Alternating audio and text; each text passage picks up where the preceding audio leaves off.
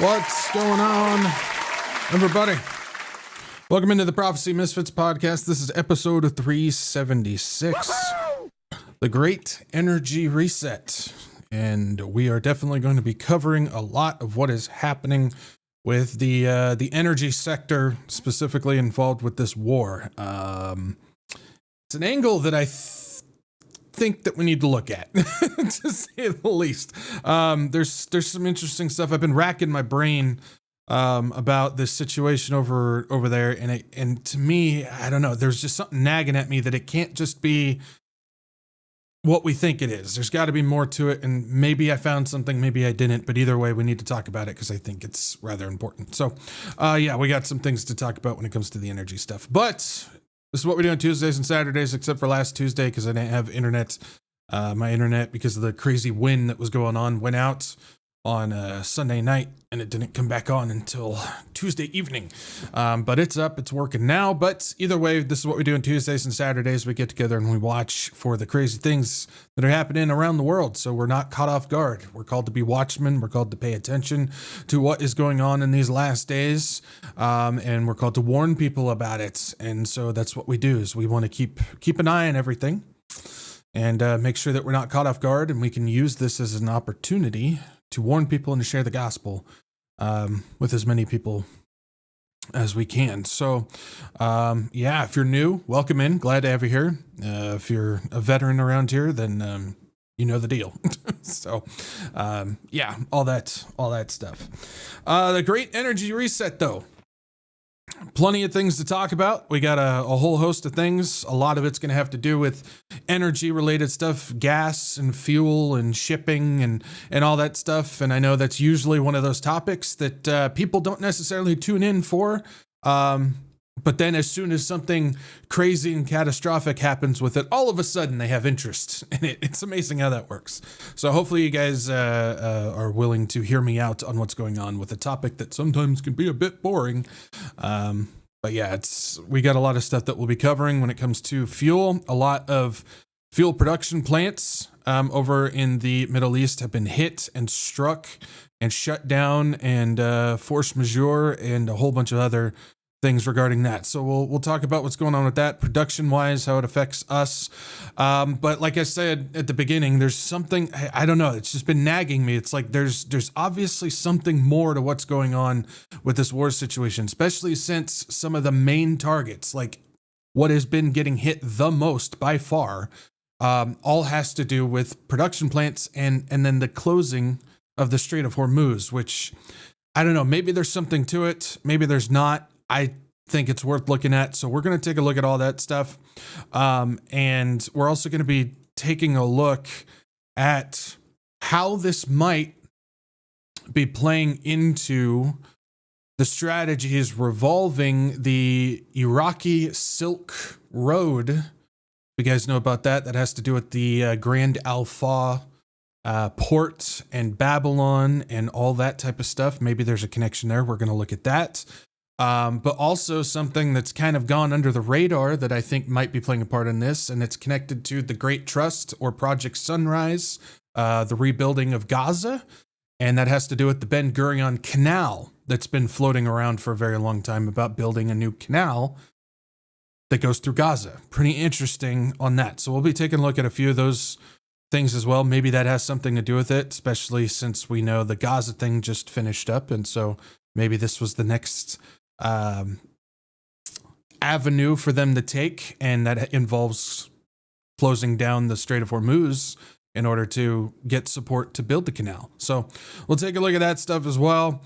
What else do we got going on? We got a bunch of stuff regarding Turkey and Saudi Arabia and Egypt and their connection there. We also got shipping issues when it comes to fertilizer, farms, helium, a whole bunch of that stuff as well. We also got updates when it comes to Europe and their energy situation. We got Trump blasting NATO again, more troops heading towards the Middle East. We'll take a look at what's going on with that. The Pentagon is seeking another $200 billion package for the war. Yeah, more Palantir updates on that, as well as a few other things regarding media digital betting sites, I know, but you're going to want to hear some stuff on that. Updates on what's going on with the latest attack in Israel, Lebanon update, and a couple other things as well. So we got plenty of things to discuss tonight. So strap in for it. How's everybody doing? Everybody doing all right? Did you guys have a great week off too on Tuesday since you guys weren't here? Hopefully everybody's doing well today. All right. So first things first, let's go ahead and get into some housekeeping. Housekeeping? No, thank you. Sleeping. Housekeeping? All right. Usual spiel. If you guys can, like, share, subscribe, get this out to as many people as you can.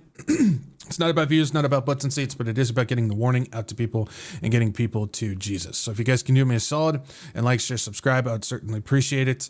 Again, our goal is to try and get out the warning and to get out the gospel to as many people as we can, and liking, sharing, and subscribing does help do that. So please do me a solid if you would. Also, make sure you guys follow along on Rumble and Telegram. Those are my backup channels. If I get booted off YouTube, we'll be back live streaming over on Rumble. Telegram, post updates, announcements, and other little things here and there that I can't necessarily put in video format. I'll throw up on Telegram. So follow along on there if you have those. If not, no worries. Just make sure you guys bookmark the WretchedWatchmen.com website. It's your one-stop shop to stay up to date on everything happening with this channel and whatnot. You'll find the latest podcasts and live streams, the announcement page, the free book to download, and all that jazz. So go ahead and make sure you guys bookmark the website so you're always up to date on what's happening here.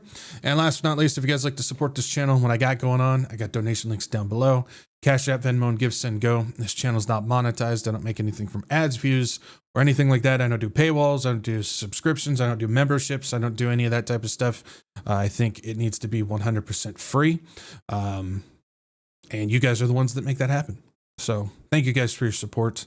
Those links are below if you guys would like to help me keep this going and do what I do. So I appreciate it. All right. That is all we got for housekeeping. All right. Let's not waste any more time because we got a bunch of stuff that we got to go over. So let's go ahead and get into the wretched weather report for this Saturday.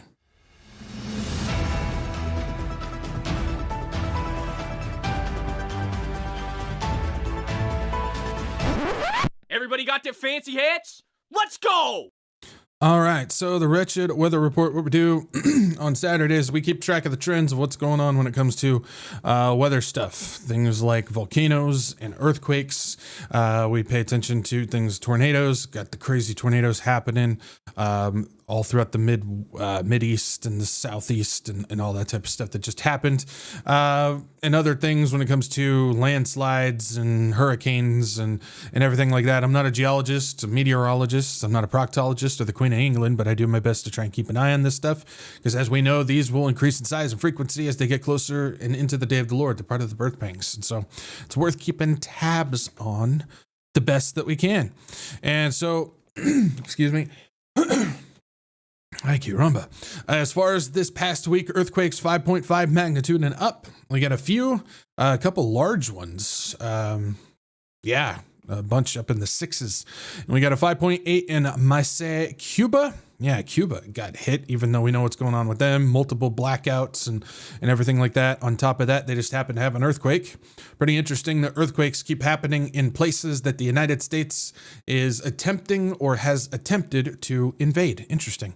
5.6 in Kasivobara, Russia, 6.6 in the South Shetland Islands, 6.1 in Isengil, Vanuatu, followed by a 5.7 in Norsep, Vanuatu. Then there was a 5.6 in San Antonio de los Cobres, Argentina. And then the big one of the week is a 6.7 in the northern mid-Atlantic ridge. So that's what we got when it comes to this week's earthquakes. Volcanoes, we're sitting at 45 total active eruptions, which is +2 from last week. And we have re-entered the usual global average, which is anywhere from 44 to 48. And so we got 7 in North America, 5 in South America, 2 in Europe, 2 in Antarctica, 4 in Africa, 16 in Asia, which is +1 from last week, and 9 in Oceania, which is +1 from last week. So that's what we have happening with earthquakes and volcanoes. Not really anything significant But again, we're just keeping track of the trends. Anyways, I'm not even gonna dignify that with a response. Not of this world. Anyways, all right. I also want to point this out because this seems to be passing under the radar as well, except for probably those in the Nebraska region. Largest wildfire in Nebraska history so far has left 1 dead and scorches over 640,000 acres. So I don't know if you guys have been paying attention to this, but this is a massive wildfire that's happening in Nebraska. It says the single largest wildfire in Nebraska state history. The Morrill fire has scorched over 640,000 acres, left 1 person dead as firefighters finally begin to turn the tide on the generational blaze. The Morrill fire was first discovered in the morning of March 13th. And has since burned over 643,074 acres across a massive swath of western Nebraska, impacting Morrill, Garden, Arthur, Keith, and Grant counties. It also says Governor Pillen called the record-breaking fire one of the worst natural disasters in Nebraska history. The blaze was 67% contained as of early Thursday, marking a significant increase from earlier in the week as winds eased somewhat Wednesday. So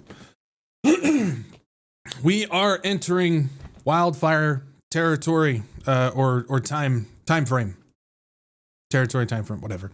We are entering that time though where the wildfires are going to start going ballistic again. Especially right now, since we are currently sitting in the hottest March ever here in the United States.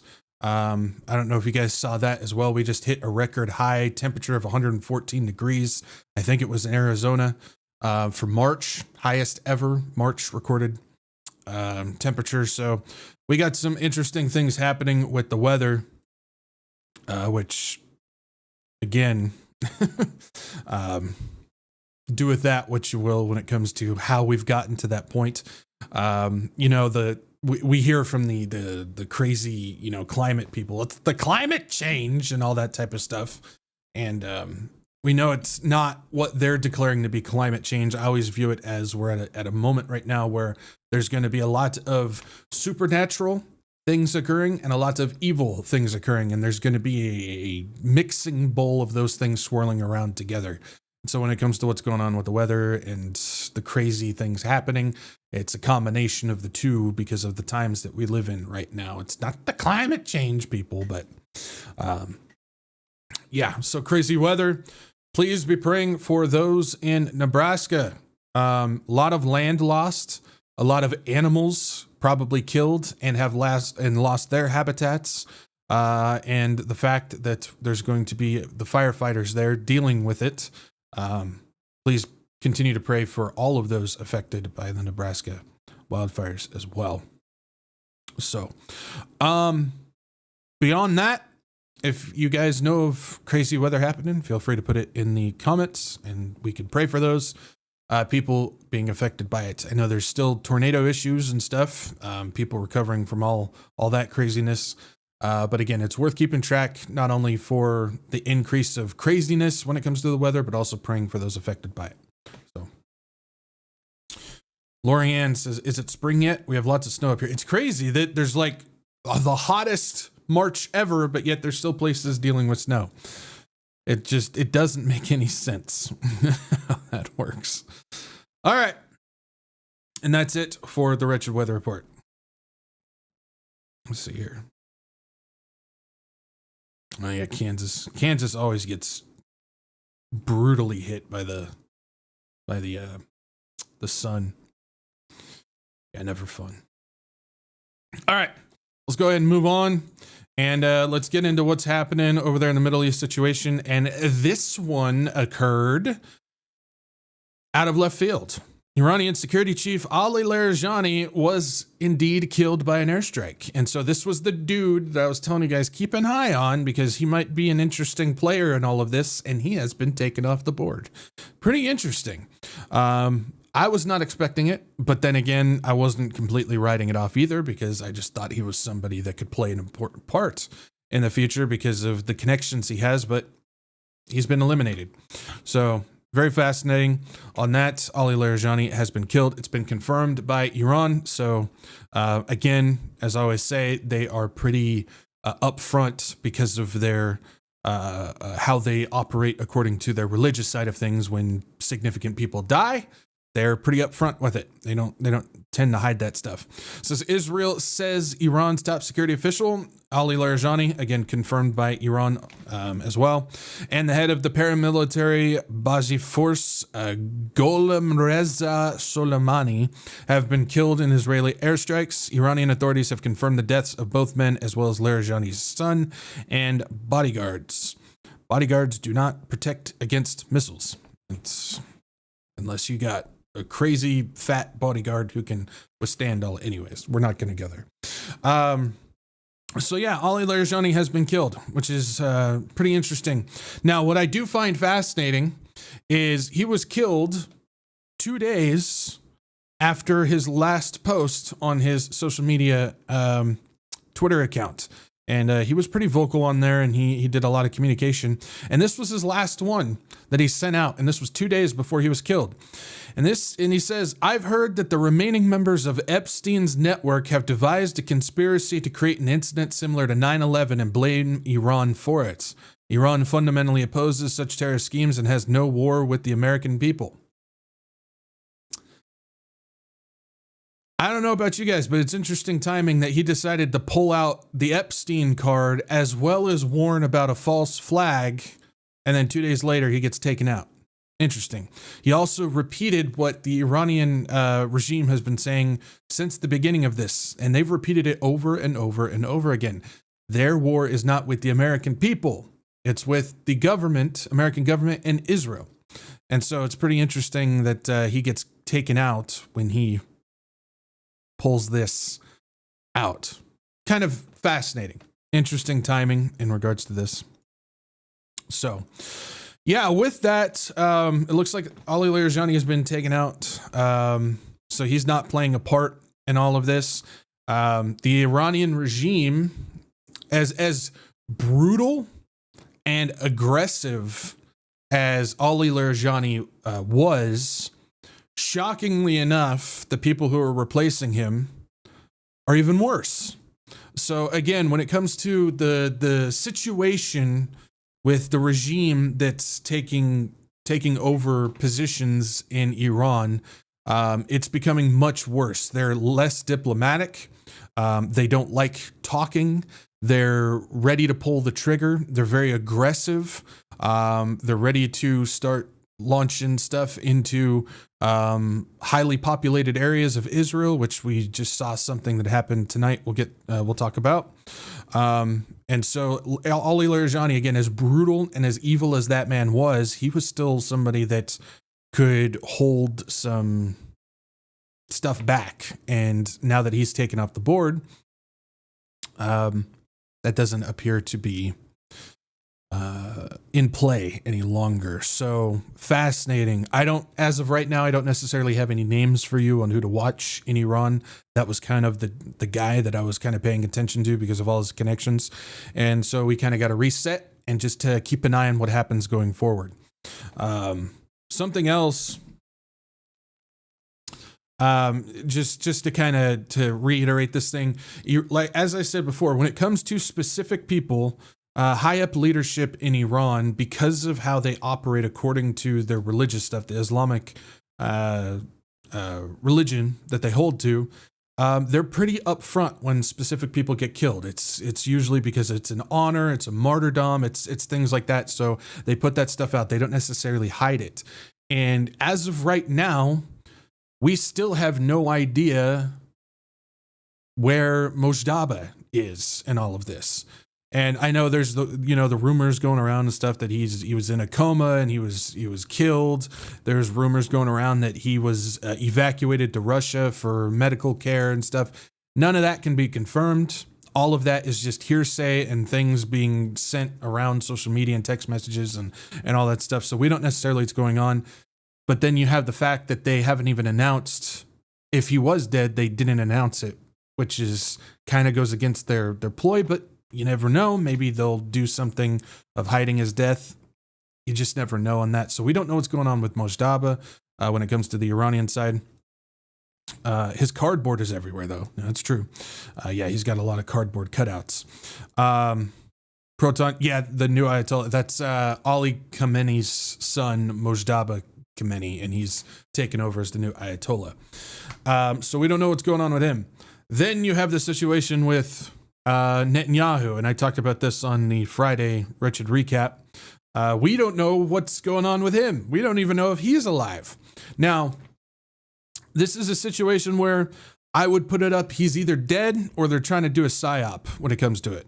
So we don't know what's going on with Netanyahu, but it's very interesting that there's been a whole bunch of stuff coming out of the prime minister's office, whether social media or official statements, that are either most of the videos have been proven to either be old videos from a year or two ago, or they are AI generated. It's been pretty much confirmed at this point.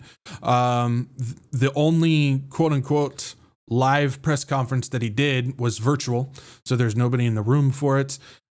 His son, his son, who posts like 30 to 40 times a day on social media, stopped posting for 7 days, which is a requirement in that culture for mourning process to not participate in things like that for at least 7 days. And all of a sudden, he disappeared for 7 days, and then he's back. He was supposed to, Netanyahu was supposed to be the keynote speaker for the CPAC in Hungary. That was today. He canceled that. And so his son actually went in his place to talk at that thing. Then the prime minister's office put out a video that almost looked like a memorial type video for Netanyahu, going through all his period of life and showing him with his family and his wife and all these things with like some type of emotional stirring song attached to it, almost like a memorial video. There's just a whole bunch of stuff, and the fact that they're pushing it so hard makes me think it's probably a psyop, but then there's a chance that he might actually be dead and they're just operating and haven't announced it. Never know. So again, it's one of those things where be careful with all the rumors and stuff going out there, specifically in times of war. As I always say, the first thing to die in war is the truth. And so at this point, we have no idea if both Netanyahu or Mojtaba are alive or dead at this point, which is very interesting. Very interesting in this case. Also interesting because of the strike that just recently happened in Israel. It actually brought out a whole bunch of Israeli politicians to visit the strike site, including one Ben Gvir. And he basically was getting attacked by the people there because they hate that guy. But even he came out of his hiding for that thing. But Netanyahu, nowhere to be found. Fascinating.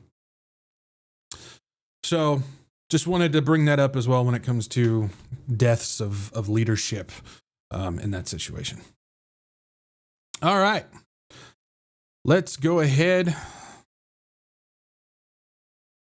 I did hear, but again, that's that quote unquote Lori talking about the Jesus not as powerful as Genghis Khan. I talked about that on Friday's recap. That video is from the live press conference where there was nobody there. So that could easily be manipulated and staged and created AI and all that type of stuff. So again, that's what I'm saying is there's nothing that proves that he's alive right now. So, all right. Anyways, all right, let's go ahead and get into the energy side of this. And I think this is very, very important stuff. Some people might find it boring. Well, you need to sometimes indulge in some boring stuff in order to see what's going on when it comes to the nuts and bolts of what's happening. And so let's start here. Israel hits Tehran with airstrikes on Persian New Year as war jolts energy markets. It says Israel pounded Tehran with airstrikes Friday as Iranians marked Nowruz, or the Persian New Year, which is interesting because Trump put out an official statement on the White House wishing Americans a happy Nowruz. Very interesting. In the midst of a war that has sent shockwaves through the global economy and risked drawing Iran's Arab neighbors directly into the conflict, The attacks came a day after Israel pledged to refrain from more strikes on a key Iranian gas field, and Iran intensified attacks on oil and natural gas facilities around the Gulf. Since global fuel supplies have been under intense pressure because Iran's stranglehold on the Strait of Hormuz, a strategic waterway through which a fifth of the world's oil is transported. This is Brent crude oil. The international standard briefly surged above $119 a barrel, up more than 60% since the war started. The European benchmark for natural gas prices also rose sharply and has roughly doubled in the past month. So Saudi Arabia said its Samref refinery in the Red Sea port city of Yanbu was hit. Saudi Arabia had begun pumping large volumes of oil west towards the Red Sea to avoid the Strait of Hormuz. The Red Sea. Hang on to that. I want you guys to hang on to the Red Sea because it's going to come up again, and this might be one of the main things that they're attempting to accomplish, and it involves the Red Sea. So keep that in your back pocket about shifting the oil and the shipping towards the Red Sea as opposed to trying to get it through the Strait of Hormuz, which is currently closed right now. So keep that in mind. Says Qatar, a key source of natural gas for the world markets, said Iranian missiles that caused extensive damage to the Ras Laffan liquefied natural gas facility reduced its exports by about 17% and will cost about $20 billion in lost revenue a year. The damage will take up to 5 years to repair, even though production at the facility has already halted after earlier attacks. 2 oil refineries in Kuwait and gas operations in Abu Dhabi were also targeted by Iran, authorities say. Underscoring the dangers to ships in the region, a vessel was set ablaze Thursday off the United Arab Emirates coast, and another was damaged off Qatar. Efforts to bypass the strait were also under pressure. An Iranian drone hit a Saudi refinery on the Red Sea, which the country had hoped to use as an alternate route. An Iranian drone sent over there. Hang on to that one as well, because we'll talk about how there might be something else at play regarding all of this. Again, what we have going on here is we've got a serious situation where the main targets, the main shutdown of not just this country and that country, but the entire swath of states over there in the Middle East, they're all shutting down their energy production. And this is what's been nagging at me, because what we're witnessing right now when it comes to this war that's happening is it appears to be more of a strategic and precise strike upon global energy as opposed to Iran. And that's what's been nagging at me, because something is just not fitting. The shoe is not fitting. And I don't know. Specifically, when we see what's going on with the energy markets, and we look at what's going on with the media, because if you look at the media regarding the war, pretty much 2/3, 3/4 of the reports coming out all has to do with energy. Everything is energy happening with this. And so is this the opportunity that we're starting to see the energy reset happen? The energy reset is connected to many factors. There's the Agenda 2030 situation. There's the Vision 2030 for the Middle East situation. It's also connected to food production. Control the food, you control the people. It's also connected to supply chains. It's also connected to geopolitical power. It's also connected to finance, digital currency. And so is this an opportunity that is being played here by the table, the shadow families, in order to reset the energy, in order to get things in line to switch to digital currency, geopolitical power, new supply lines, specifically shifting supply lines over in the Middle East, which again, you guys, if you've been around my channel, you know my position on that. If the 70th week of Daniel is when the church age is over and it's shifting back to Old Testament again, to me, I think that means that the players and the regions that are really going to play an emphasis on everything's going to shift back to Old Testament, which means it goes back to the Middle East again. And so is this the time that we're starting to see that? Maybe. I don't know. I am not in any way, shape, or form declaring that that's what this war is about, but it sure seems like that's the main focus of it. And so we also have this. It says world's largest gas field on fire. What caused the South Pars gas field fire? Are global gas prices and energy markets on the verge of a massive surge? Make this a little bigger. There we go. It says attack on South Pars gas field has triggered global concern after Iranian state media confirmed that facilities linked to the world's largest natural gas reserves were hit on March 18th, 2026. The strike reportedly targeted key infrastructure in Asuleya, a critical hub for Iran's energy sector. The South Pars gas field fire has drawn global attention because the South Pars gas field is the backbone of international gas supply. Say it again. The South Pars gas field fire has drawn global attention because the South Pars gas field is the backbone of international gas supply. It is part of the larger North Dome South Pars Reservoir, considered the largest known gas reserve on Earth. Any disruption here sends immediate shockwaves across the energy markets. This field produces billions of cubic meters of gas annually. It fuels domestic consumption in Iran and supports massive liquefied natural gas exports from Qatar.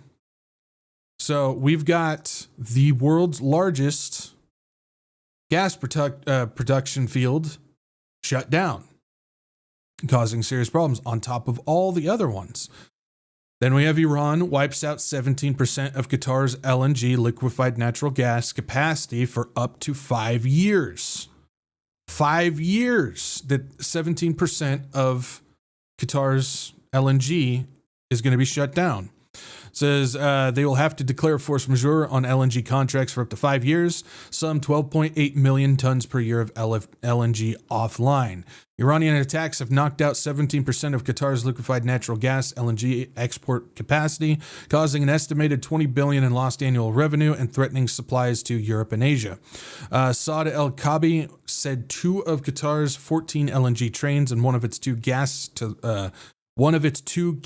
liquids facilities were damaged in the unprecedented attacks. The repairs will sideline 12.8 million tons per year of LNG for 3 to 5 years. Now, this is what's been bugging me, is when I read stuff like this. Kabi from Qatar says, I never in my wildest dreams would have thought that Qatar and the region in such an attack, especially from a brotherly Muslim country in the month of Ramadan, attacking us in this way. Very interesting. Now, coming out of Iran, it says, well, we're hitting those facilities as a response because you are housing the United States military, which I understand that. But at the same time, you know, these guys, they're basically wiping out all power and economic difference that they have because of what's happening. And they're attacking each other, which is very fascinating. So state-owned Qatar Energy will have to declare force majeure on long-term contracts for up to 5 years for LNG supplies bound for Italy, Belgium, South Korea, and China due to damaged trains, Kabi said. So significant strikes here. Let's keep it going. Operations freeze at Abu Dhabi's Shah gas plant and may be felt around the world. This is a drone attack. Keep that in mind. Red Sea, Iranian drone. Keep those two things in mind. A drone attack has forced the suspension of operations at the Shah gas plant in Abu Dhabi, a site that supplies about 20% of the UAE's gas supply and 5% of the world's granulated sulfur. The Shah gas plant is the world's largest ultra-sour gas operation with the capacity to produce 1.28 billion standard cubic feet of gas a day. Ultra-sour gas refers to natural gas that contains high concentrations, more than 23%, of hydrogen sulfide and high levels of carbon dioxide, which is then processed to extract methane for energy and remove sulfur compounds. The Shah plant also features a sulfur granulation plant with a capacity of about 4.2 million tons of sulfur per year. So now we got LNG, we got sulfur. The site has 4 of the largest sulfur recovery units globally, and it's now been shut down. Why? Because of an apparent drone attack. Now, this one doesn't say Iranian, it just says drone attack, but it is interesting. So hang on to that. How about this? Iraq's gas imports from Iran halted due to war. It says Iraq's gas imports from Iran were completely halted on Wednesday. The cutoff came as Baghdad had barely had time to celebrate a deal to export a fraction of its oil production through Turkey after disruptions to shipment through the Strait of Hormuz. And it's cutting about 3,100 megawatts of power. And it says news of the gas stoppage comes after Tehran denounced a U.S.-Israeli strike on Iranian facilities exploiting the vast South Pars North Dome gas field. Despite its abundant oil and gas reserves, Iraq's power plants are highly dependent upon gas imported from Iran, which supplies about a third of the country's needs. Electricity shortages have already frequent complaint in Iraq, which suffers from endemic corruption and dilapidated, public infrastructure. Early Wednesday, Iraq said it resumed oil exports from its fields in the northern province of Kirkuk in agreement with the autonomous Kurdistan region, through which the pipeline to Turkey's port of Sayan runs. The port of Sayan.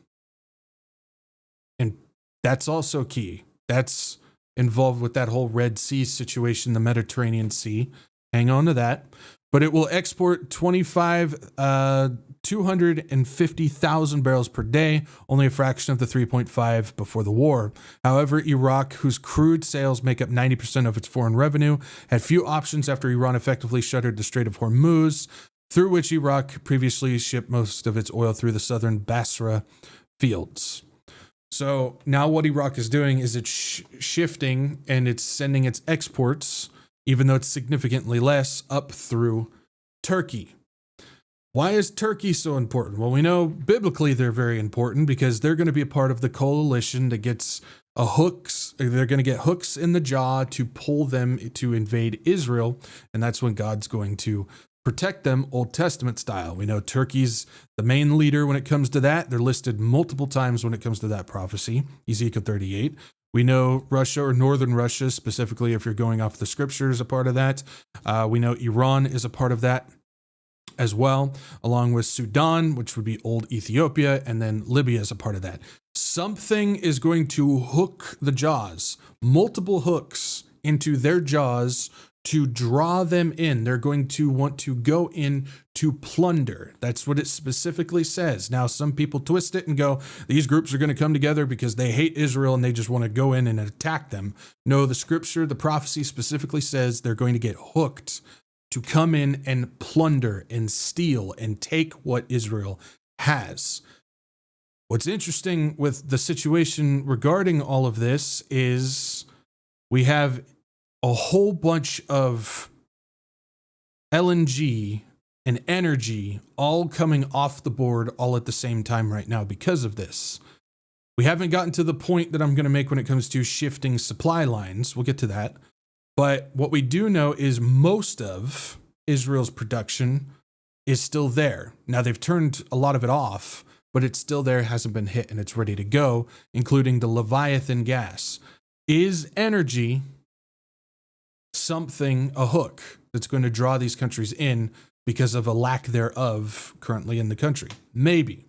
That's something that I've looked at for a long time. Those who have been here since literally the beginning, since I started this podcast, knows that I have been paying attention to specifically the natural gas element of Israel, and that's always been a thing that I think is going to be one of the hooks that's going to draw these countries in. And it's interesting that this is really the targets of the war currently happening right now. So interesting.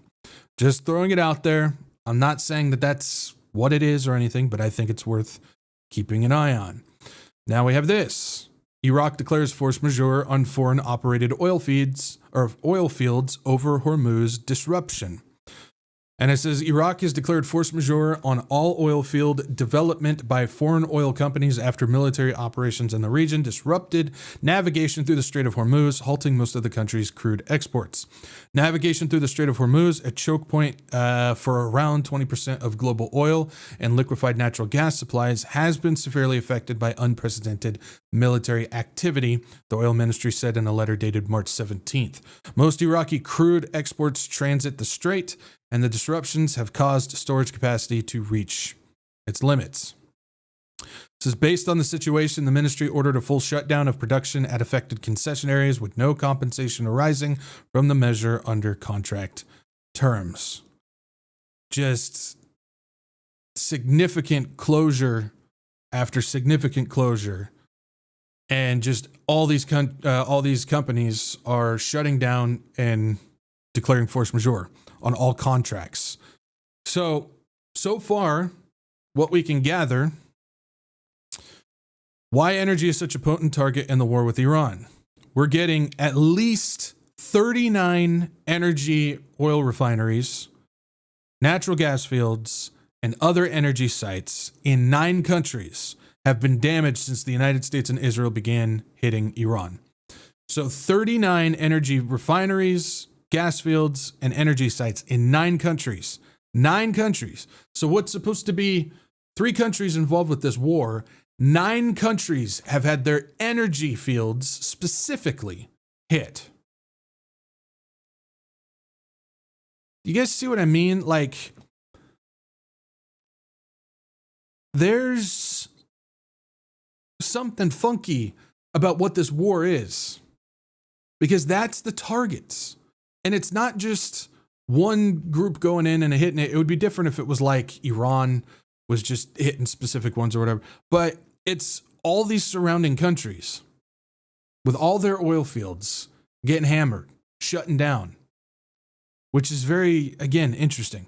It says, as the attacks escalate, both sides increasingly view energy as a potent target, one that is capable of inflicting severe economic pain. Iran depends on oil and natural gas to keep the lights on and its government running, while the United States wants to prevent prices from soaring further and damaging the underpinnings of the global order. Or maybe not. The question is no longer just when Iran's tight grip of the Strait of Hormuz, a narrow but critical passage on the southern coast, will ease enough for most ships to pass. It is also how long it will take to complete repairs needed to produce and process oil and natural gas plants in the first place. And that's something else I want to make a point in regards to this. Say tonight, war's over. All sides go, we're done. War's over. And everybody just stops. Goes back to whatever they're doing. United States takes their ships away. Israel just does what they do. Iran just does what they do. Everybody says we're done. Then tomorrow, all the oil field people come out and says, okay, we're going to start turning everything back on and start getting everything going.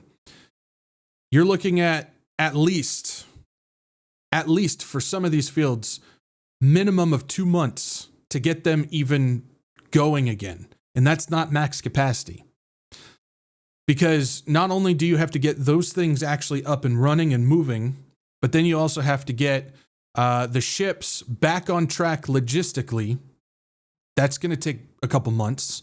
Then you got a supply issue where you're so overstocked on the supply with nowhere to put it that you have to try and get that stuff moved out first before you can start replacing it with the other ones.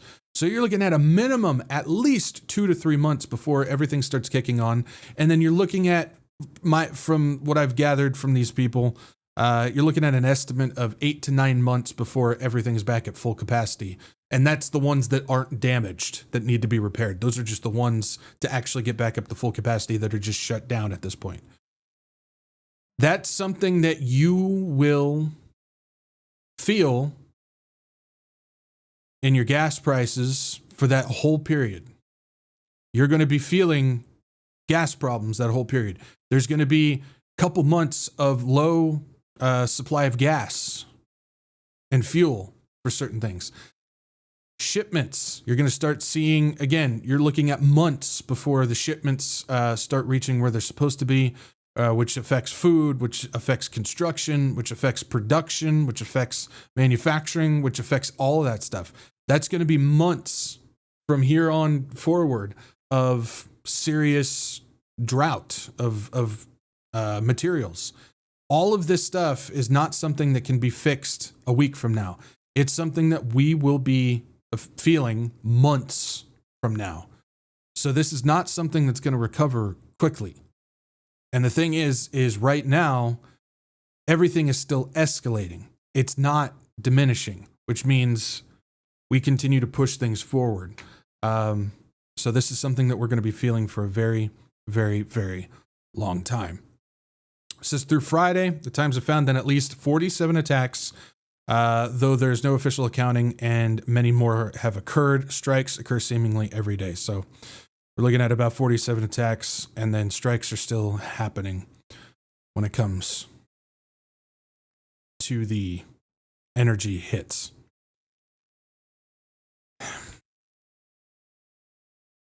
Now, one of those things that I got to make sure that I put in there, and I've mentioned this before. There's some people that have the idea that Iran is not connected to the globalists. It's false. Iran is absolutely still connected to the globalists. Obviously, they still have their religious regime and agenda that they hold to, but there are leaders in Israel that still hold, or leaders in Iran that still hold to the globalist agenda as well. That you can take that all the way back to Operation Ajax. I've had some people ask about that. We don't have time to get to it tonight. I'll eventually address that. So for those who don't know what that is, which was the Ayatollah regime in Iran back a few decades ago that the U.S. was involved with. But still, there's that involvement. You look at the Iranian parliament building, you take a look at that. It's literally a pyramid with 33 windows, and you look at the inside, and it's clear that there's the agenda, globalist regime is involved with Iran. So yes, they would still be playing a part in this war if the puppet masters, the table, are indeed doing an energy reset right now. So very fascinating situation. Then just coming out today, this is something to pay attention to, because Trump put it out there, and again, he likes to flip-flop, so just take with it a massive grain of salt. If Iran doesn't fully open without threat the Strait of Hormuz within 48 hours from this exact point in time, the United States of America will hit and obliterate their various power plants, starting with the biggest one first. Thank you for your attention, whatever. So Trump is threatening, if they don't open the Strait of Hormuz in 2 days, which you know that that's not going to happen, that they're going to start hitting the biggest power plants in Iran. Fascinating, because that just tells us things are going to escalate even further, because you know Iran's not going to back down from that, and Iran still has the desalination plants in their back pocket if they want to start hitting those. If Iran starts hitting the desalination plants, you're looking at a massive humanitarian crisis in the Middle East, because that's what most of those countries rely upon, are desalination plants, including Israel. And Iran can hit Israel's desalination plants. So we'll see what happens on that. Again, Trump loves to say something and then back down and say something. I mean, he's declared that we've won the war, 9 times so far, but yet it's still going on. So again, I don't believe much of anything that comes out of that dude's face. And I don't think you should either. Now, Iranian drones. The fact that this war may be an energy reset. What does that have to do with anything? Because I told you to keep that in mind. Well, we have this. Iran warns U.S. and Israel using fake Iranian drones to attack regional countries. Could it be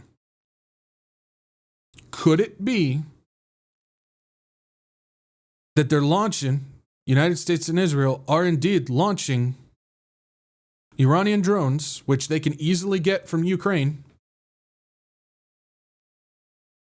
to hit Gulf states and blaming it on Iran to move this thing further? Iran says that's what they're doing.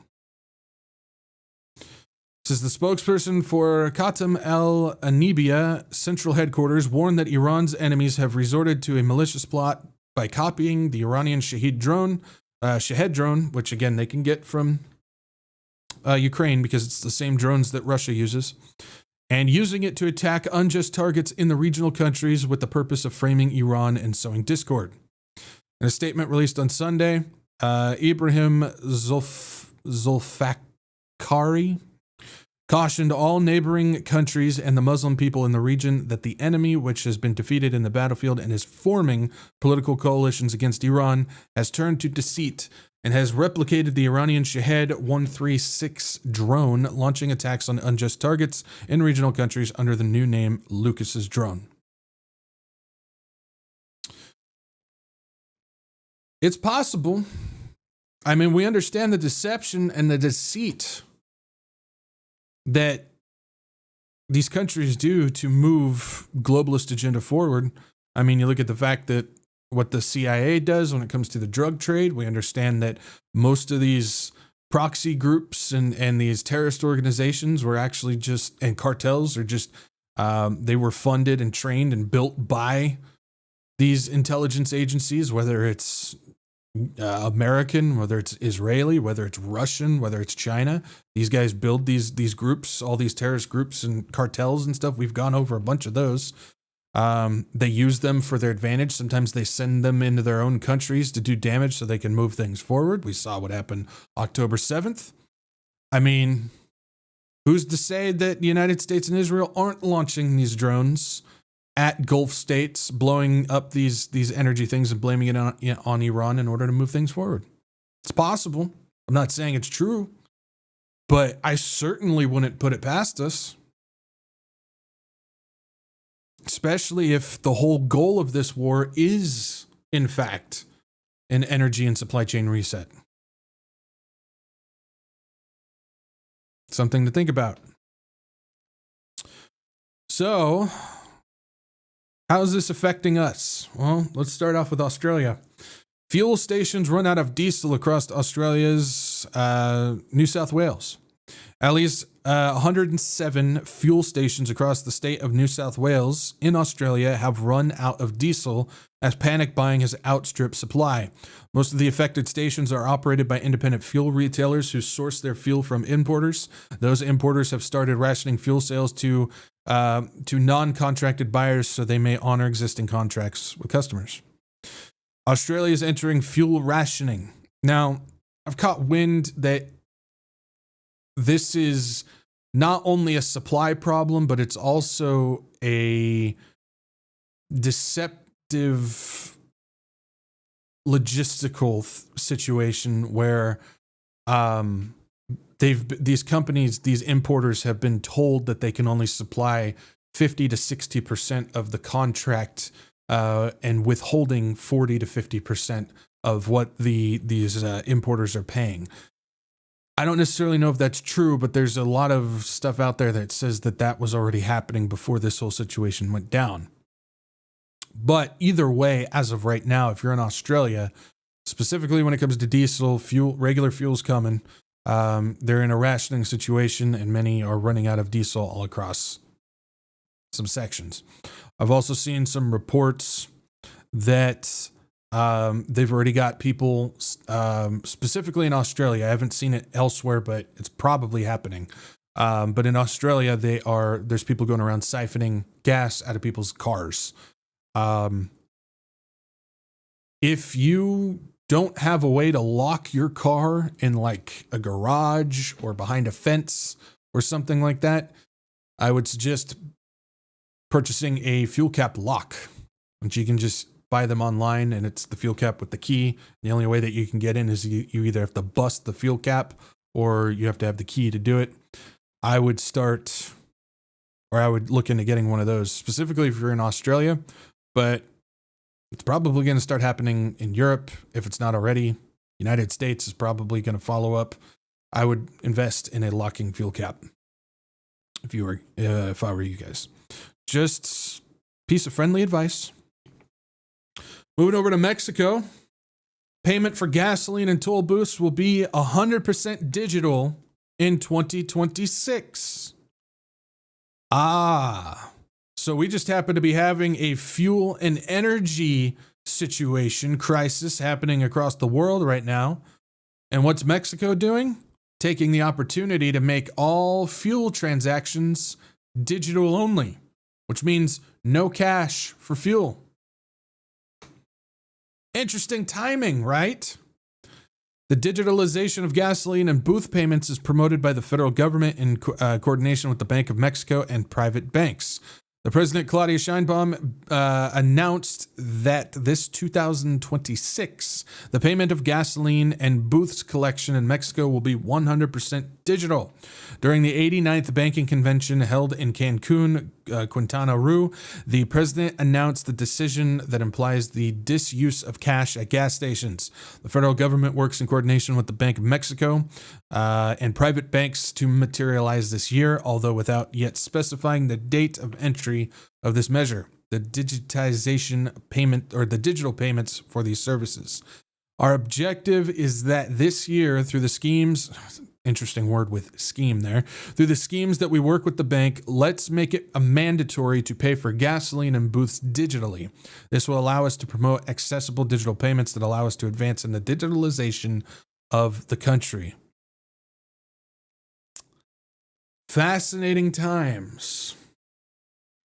Fascinating times. Yeah, E-Rock, the biometric SIM cards, I talked about that an episode or two ago, so check that out if you haven't seen those. But yeah, they're looking to take this opportunity to make it so if you're going to pay for fuel, it must be digital. Interesting. See what I mean? There's just the perfect opportunity for all of this shifting to happen at the same time. It says U.S. issues new 30-day waiver for sale of Russian oil.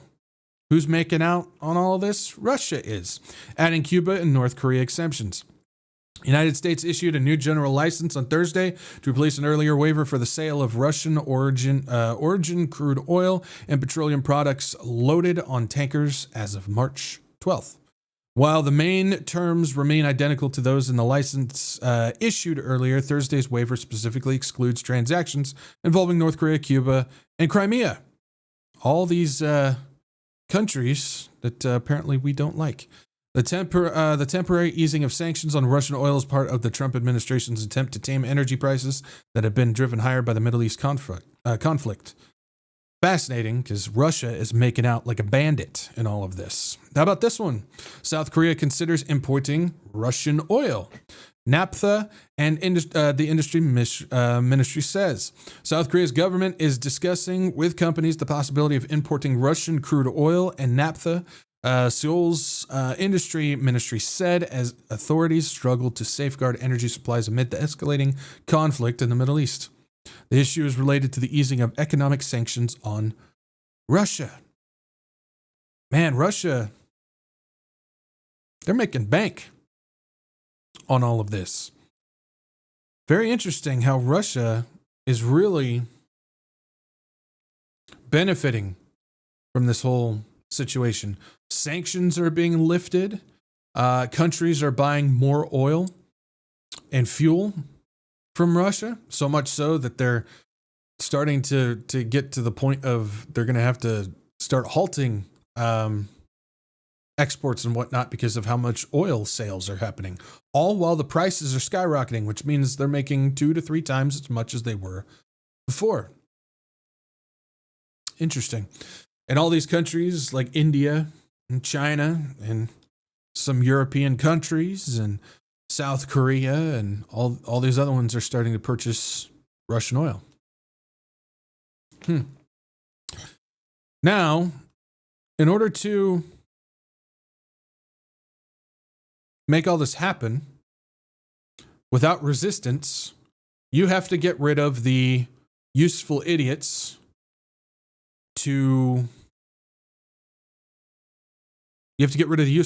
in order to make sure that there's no resistance in the plans to go forward. Because as something I always say, You look at the leaders of these countries and the moves that they make. Well, that doesn't mean that every single person involved in all these governments are on the know of what they're being told to do through the table, through the puppeteers and whatnot.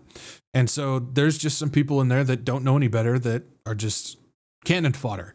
And so if they were to make this happen, if this was indeed an energy reset, they would need to get rid of all those who would cause resistance. And so Trump's Doge slashed staff that handled Middle Eastern oil and gas crises. 6 months before going to war in Iran, the U.S. government cut staff that would have been central to the current situation. So 6 months before the Trump administration started bombing Iran, the Department of State fired its oil and gas experts.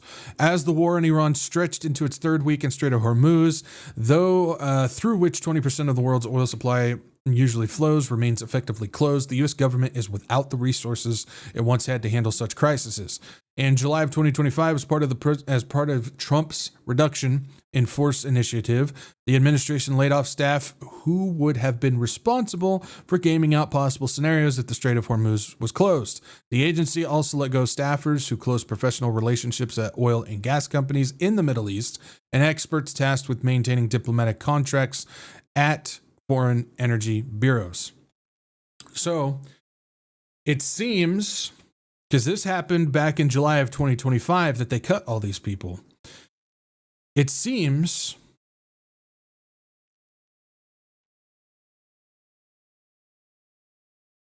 that this was all factored in before the United States started even moving ships over towards the coast of Iran, which is interesting because that would give us a little bit more weight in the idea that this is in fact an energy reset, global energy reset, because they got rid of those who would resist them, those who could leak things out, those who would get in the way of them just attempting to do what they're currently trying to do right now. As of now, that office sits empty.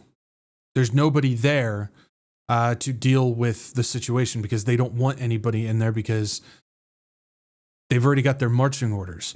See, when it comes to these things, when there's a script written and things are pre-planned and ready to go, specifically pay attention to investors of who they invest in and when they do. We've talked about that before. Those are usually good indicators that something's going to happen. There was quite a few investors that went long in LNG in certain companies months before this took place, roughly about the same time that they got rid of the staff in the State Department regarding all of this, which tells us that this was already in the cards way back then. And so it's probably an indicator that there was, or that this is a part of a energy reset. Now, with all of that,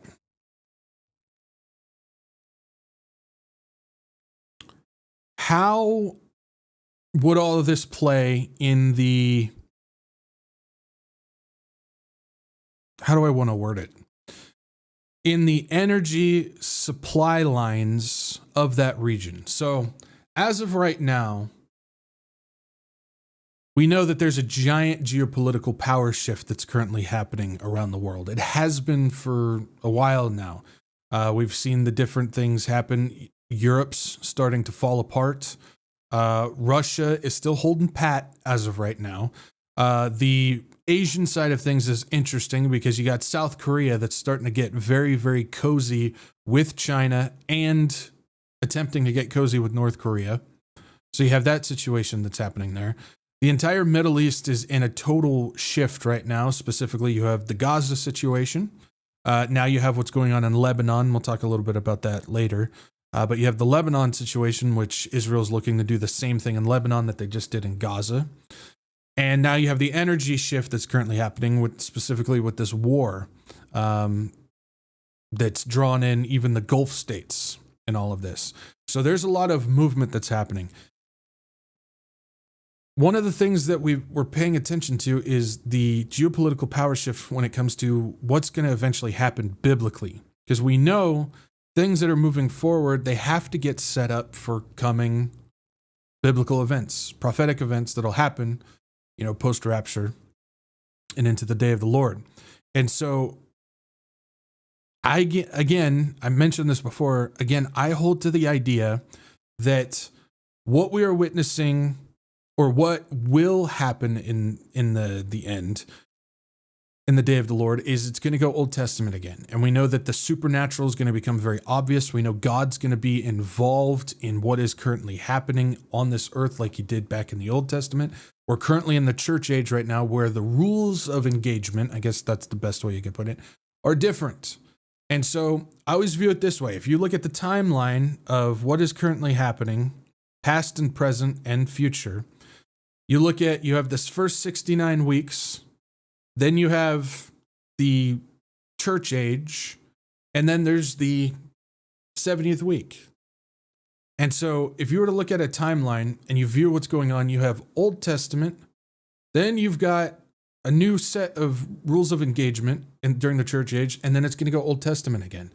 And so I always look at it as like when the church gets taken out of here and the 70th week starts coming into play, you can take that timeline, you can just cut out the church age, drop it out, and then you can slam together the 69 week and the other week.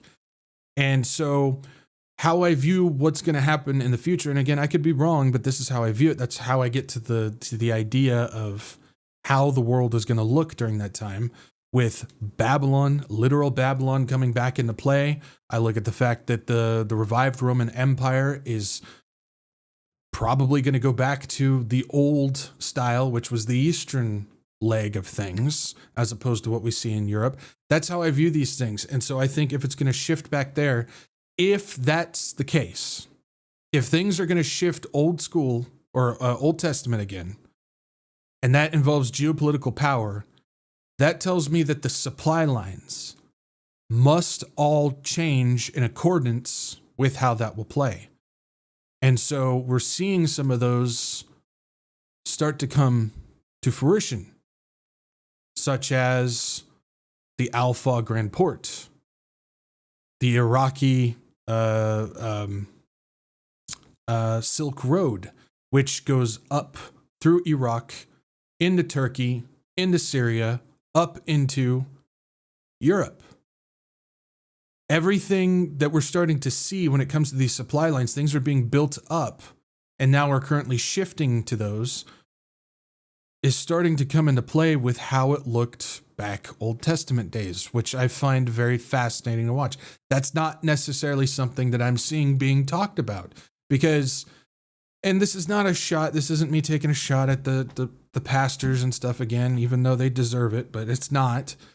They're so focused on the narrative and the propaganda side of things, of just talking about the Iran and Israel and that whole Islam thing and the sleeper cell stuff. And they're so focused on that, the narrative, the propaganda, what they want you to focus on, that they're not necessarily looking at the bolts of this stuff, the nuts and bolts.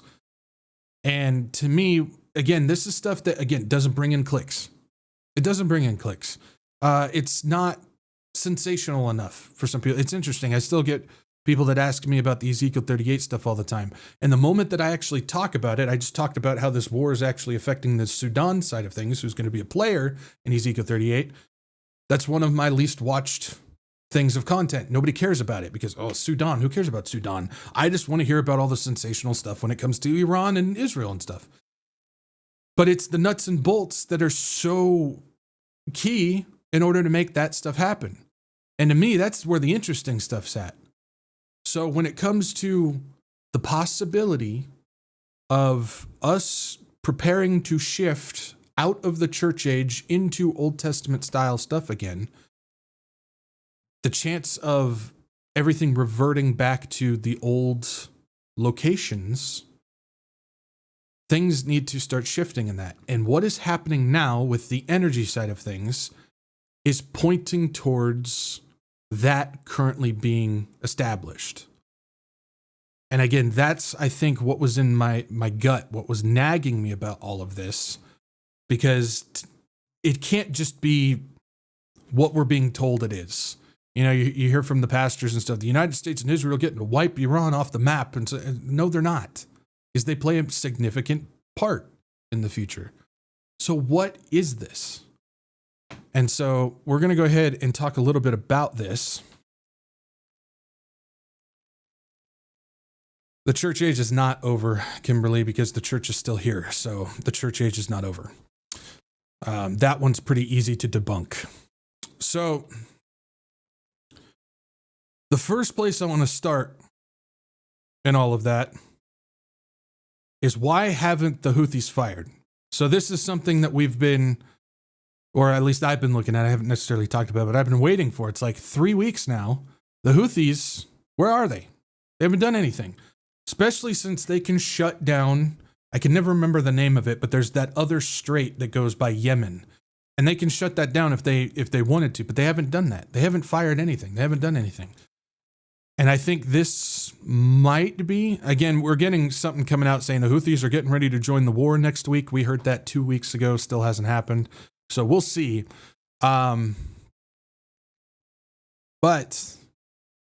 maybe that strait, that Red Sea through there, might have something to do with this. So we got to start it with the Houthis. Why haven't the Houthis fired? Now, this was whatchamacallit, March 11th. So this was 10 days ago, but still in play for right now.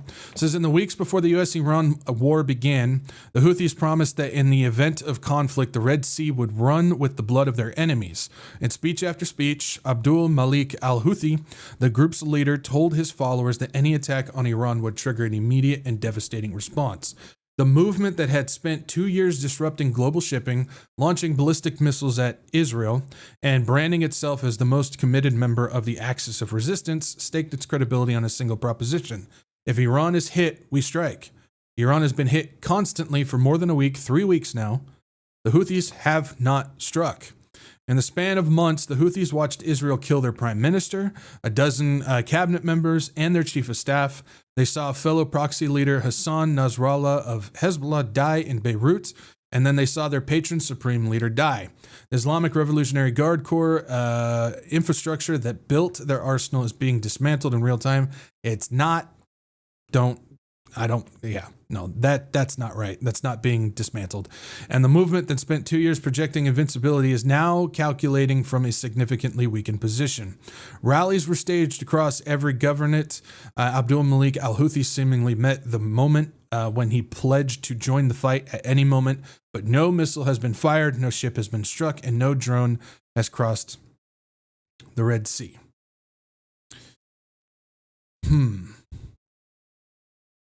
Why?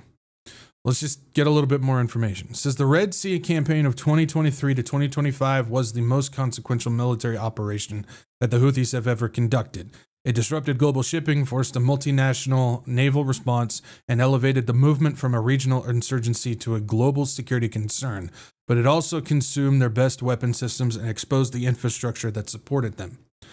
Consequently, by late 2025, sustained American and Israeli strikes had degraded launch sites, storage facilities, and command nodes. The loss of Gamari was not merely symbolic. Technical commanders with irreplaceable expertise were killed alongside them.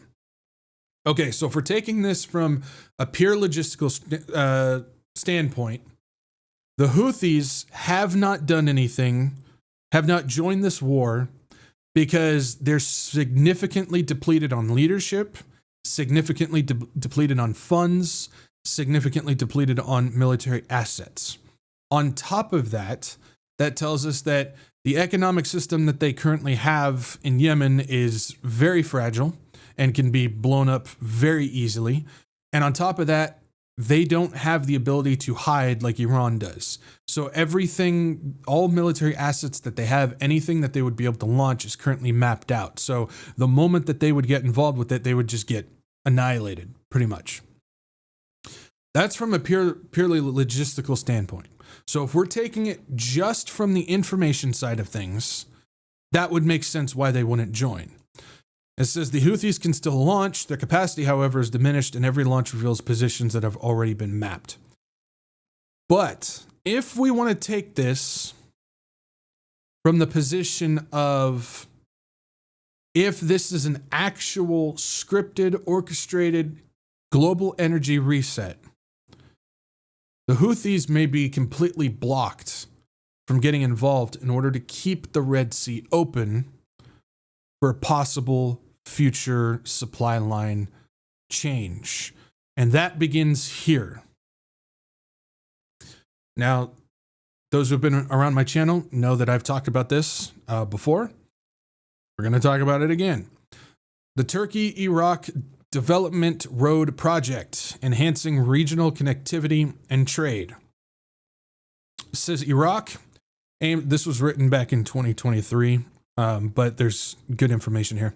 It says Iraq aims to shorten the travel time between Asia and Europe through Turkey with the Great Fa Port, or the Grand Al Fa Port. The first phase of the Development Road Project, when it becomes a transit hub, which is supposed to start working next year.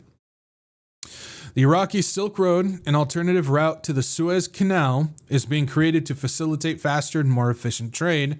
That 745-mile railway and highway will connect the Great Fa Port, aimed to be the largest port in the Middle East. And this port sits in the Persian Gulf, so it does have limitations because of the Strait of Hormuz. However, it's designed to go all the way up through Iraq, right by Babylon, and go up into Turkey and possibly split off and go up into Syria at the same time. What this also does is it creates another connector towards the Red Sea side of things, where the Suez Canal is, and that's the one that runs through Egypt up into the Mediterranean Sea. But what this is supposed to do is it's supposed to create faster, quicker, safer, more efficient trade in the old region, where the Old Testament stuff takes place, and it's supposed to rebuild that and make it the greatest trade network line in the world. And it's supposed to connect the Middle East all the way up into Europe. And so this is why it's significant to pay attention to. It says initially named the Dry Canal, but renamed as the Development Road Project. It's also considered the foundation of a non-oil sustainable economy. So again, there's, all the people, I always get arguments and stuff like that. I'm not even going to argue with you guys anymore. It's like, whatever, you can believe what you want to believe. But when you look at Revelation 18, when you read it, literally, and it's talking about Babylon and it's being the trade place of the world,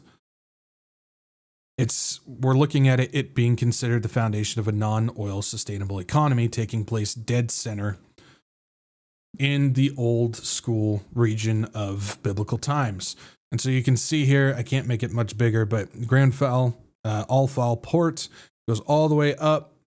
It goes by Babylon all the way through Baghdad, Mosul, up into Turkey, and it goes straight through into all of Europe. It says the project, with its endpoint in Turkey, will have a wide-ranging effect from Europe to Gulf countries. Nasser al-Assadi, an advisor responsible for the transportation in Sudan, we know they play a part, told the state-run Al-Saba newspaper in Iraq that agreements related to the Development Road Project would soon be signed between Turkey and Iraq. I cannot begin to stress the emphasis of what Turkey will play in the future. Turkey is so significant for what's going to happen in the future. And Turkey, this is the perfect opportunity. You notice how Turkey is kind of in a position where they're both in NATO and they're friends with the Muslim countries and they don't like Israel and they're not very friendly with the United States and all these types of things. They're sitting pretty with all of this because while everything is going on, Turkey is sitting there going, yeah, the weaker that you guys get and the more that this stuff starts shifting around, the stronger we get, both diplomatically and militarily. As it is, Turkey is already the muscle in the Middle East as it is. And so this is actually significantly helping Turkey for future prophetic events because of the role that they play and the current role that they're playing right now. We jump down, it says the Development Road Project, which will reach the Turkish border from the port, is one of the alternative options in case of possible conflicts and wars. As China's Silk Road does not pass directly through Iraq. The project is expected to save time and cost by shortening the distance between China and Europe compared to the sea route passing through the Suez Canal. Again, more shots fired at the Suez Canal. Turkey, Gulf countries, and China are expected to contribute to the financing and completion of the project, which they have. Turkey is highly invested in this project. Multiple Gulf countries highly invested in this project. Remember, they're getting beat right now, their energy supplies. And China, highly connected and invested in this project as well. Major players in all of this.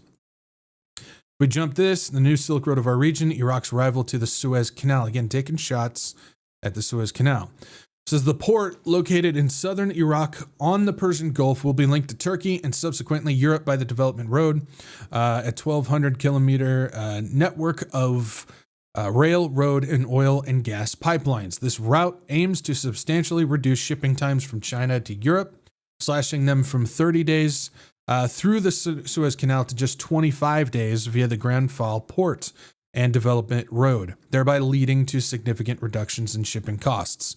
2/3 of the port already built, a scheduled completion date of 2027. It's getting ready to pop off here pretty quick. The multi-billion-dollar contracts granted, the project has garnered backing and financial commitments from major international stakeholders, notably China and Turkey. Set to be one of the world's largest, the Grand Fall port has a planned dry tonnage capacity of 99 million tons per year, with South Korean giant Daewoo, so South Korea is involved with this too, awarded the $2.7 billion contract to build the port's berths. Chinese companies have made substantial investments and played a pivotal role in the advancement of both the port and development road. Very interesting that this thing that's putting Iraq on the map again has so much investment from Gulf states to Turkey to Sudan to many European countries, Germany being a significant one, along with China and South Korea. All these countries investing in this thing to bring Iraq back to the forefront of international and global trade with the largest future supply line running straight by Babylon. Which, by the way, if you guys don't remember, Iraq declared Babylon the industrial capital back in September 23rd of 2025. Remember? We went over that. Prime Minister Mohammed Shia al-Sudani has officially declared Babylon as the industrial capital of Iraq, marking a significant milestone in the country's industrial development.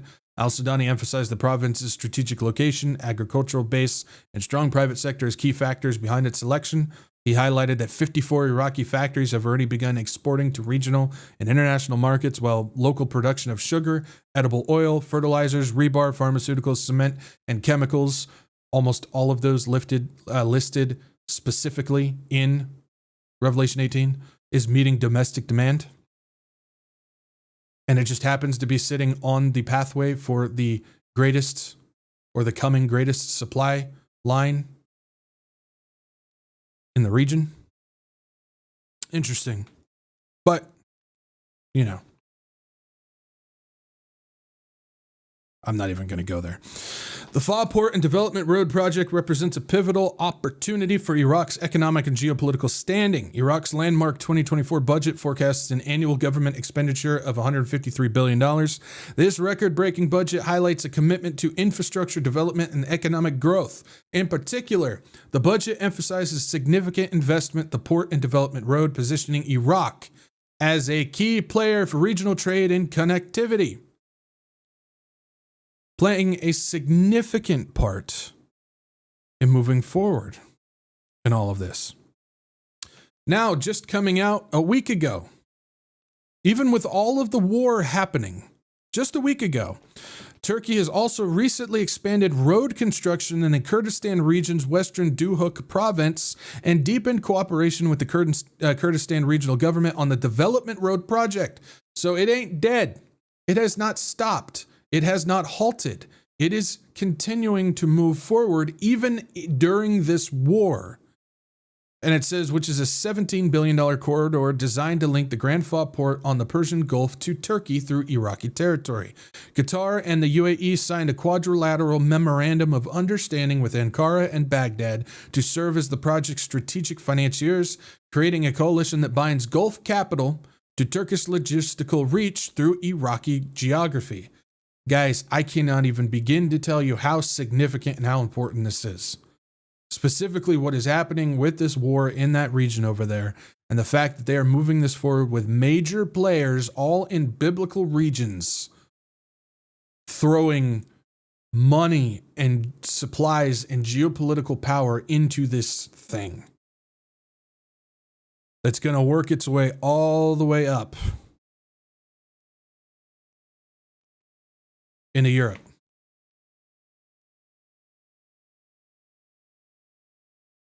This is just stuff that you can't overlook, and you can't just write it off and go, whatever, just, who cares?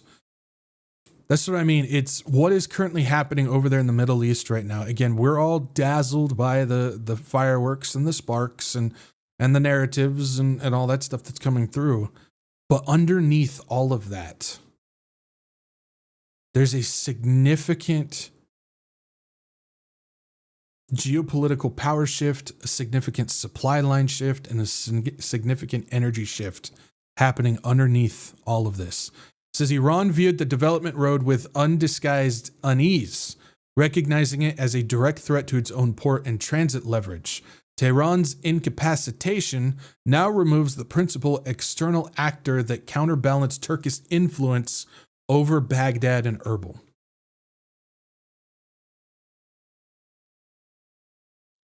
This is allowing Turkey to gain even stronger political and economic power over the region because of what is currently happening right now.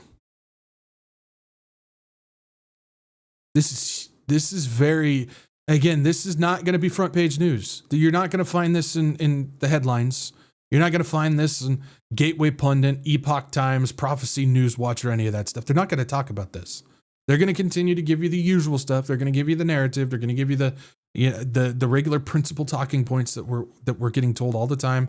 You're going to get the whole spiel between the Jews and the Muslims, and you're going to get all that stuff, which, yes, that is significant. It's important. I'm not saying write it off, but I'm just saying this is the thing that's been nagging me about this whole war. There's stuff happening that we're not being told that's happening underneath all this stuff. Now, the whole Suez Canal, the Strait of Hormuz, Red Sea, Mediterranean Sea, what is going on with all that? But do you guys remember this? I pointed this out a while ago. This was, again, one of the main factors of evidence very early on about the whole October 7th situation that Israel allowed to happen. They allowed Hamas to come in and do what they did, massacre so many people, which gave them the quote unquote green light to go into Gaza, make it glass so they can rebuild it. The Great Trust. Now it's called Project Sunrise. It's being led by Jared Kushner's group and all that stuff. You guys remember this? Well, again, let's talk about this right here. This is part of the whole thing. It says, the opportunity. Gaza is a regional trade hub at the crossroads of the ancient sea route, which is Egypt, Gaza, Babylon. Very interesting that they actually pointed out. And the incense trade route, which is India, Yemen, Arabia, Europe. It can all thrive once again at the center of the pro-American regional architecture. So they're pointing this out. I'll try my best to make it so you guys can see this. They have the map here. Can I make that a little bit bigger? Where it's showing a specific trade lines, two trade lines. Both of them intersect Gaza. I hope you guys can see that. Both intersect at Gaza. This is the proposed, trade situation that they're trying to make Gaza. They want to build it into this giant trade hub. Well, one of the things that they would have to do to make that happen is something called the Ben Gurion Canal,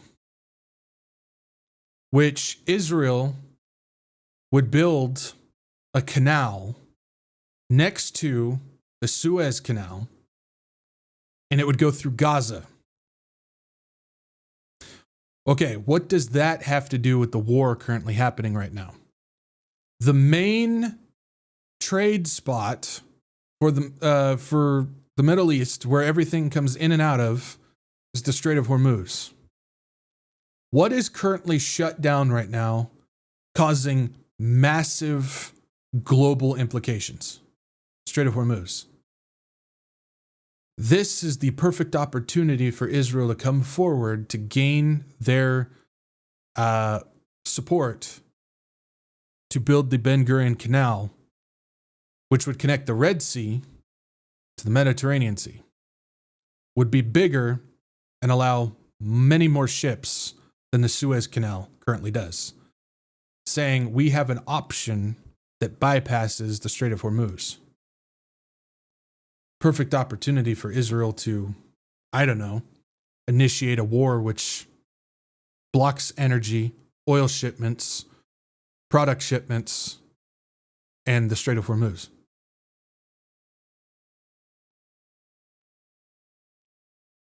Says news has resurfaced about plans for a controversial mega project, the construction of a new canal.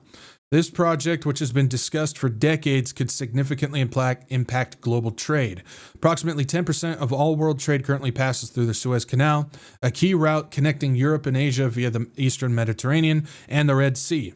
The construction of a new canal parallel to the Suez would drastically reshape regional power dynamics and global trade. In this context, Israel plans to build a canal to rival the Suez, have gained attention. Notably, the proposed route for Israel's canal intersects with Gaza. And according to the Great Trust, Project Sunrise, the thing about rebuilding Gaza, going with Netanyahu and Jared Kushner and stuff like that, has to do with building regional trade hub. Where? Gaza. Exactly where this canal would go.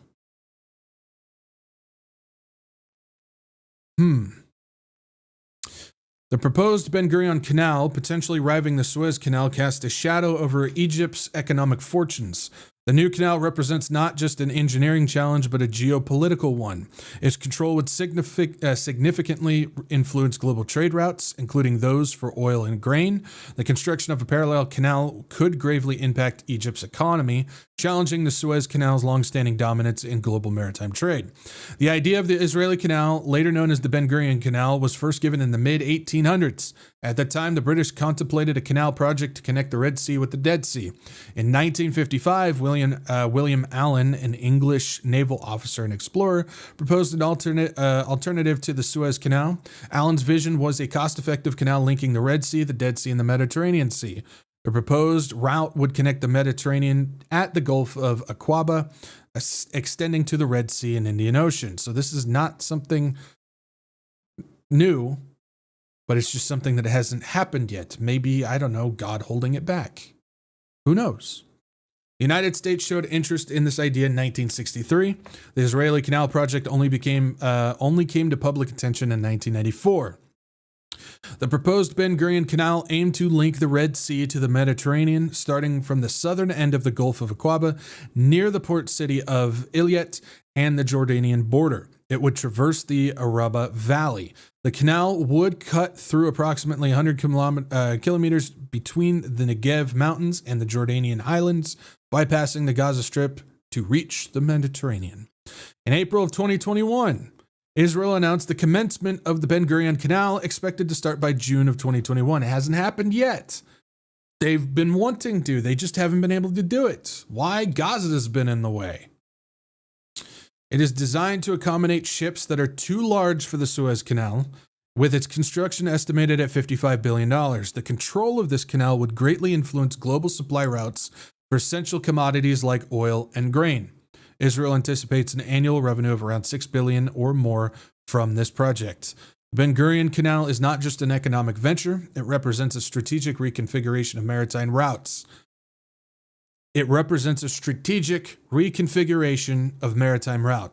Unlike the Suez Canal, it features dual channel to allow two-way traffic. Alongside its impressive dimensions that can accommodate the world's largest ships, the canal will also foster urban development with plans for small cities, hotels, restaurants, and nightclubs along the route. Basically what they've been wanting to do with New Gaza. The canal's location is strategic, flowing through the Gaza Strip, starting from the point of Eliat, crossing the Jordanian border and snaking through the Araba Valley to the Dead Sea before circumnavigating the Gaza Strip to reach the Mediterranean. However, these plans also recognize significant challenges, including the political feasibility and the need to relocate populations in the Gaza Strip. And guess what they just did? They just relocated the populations in the Gaza Strip. The construction of the Ben Gurion Canal, therefore, is not just an infrastructural project, but also a complex geopolitical endeavor, reflecting the changing dynamics of global trade and regional politics.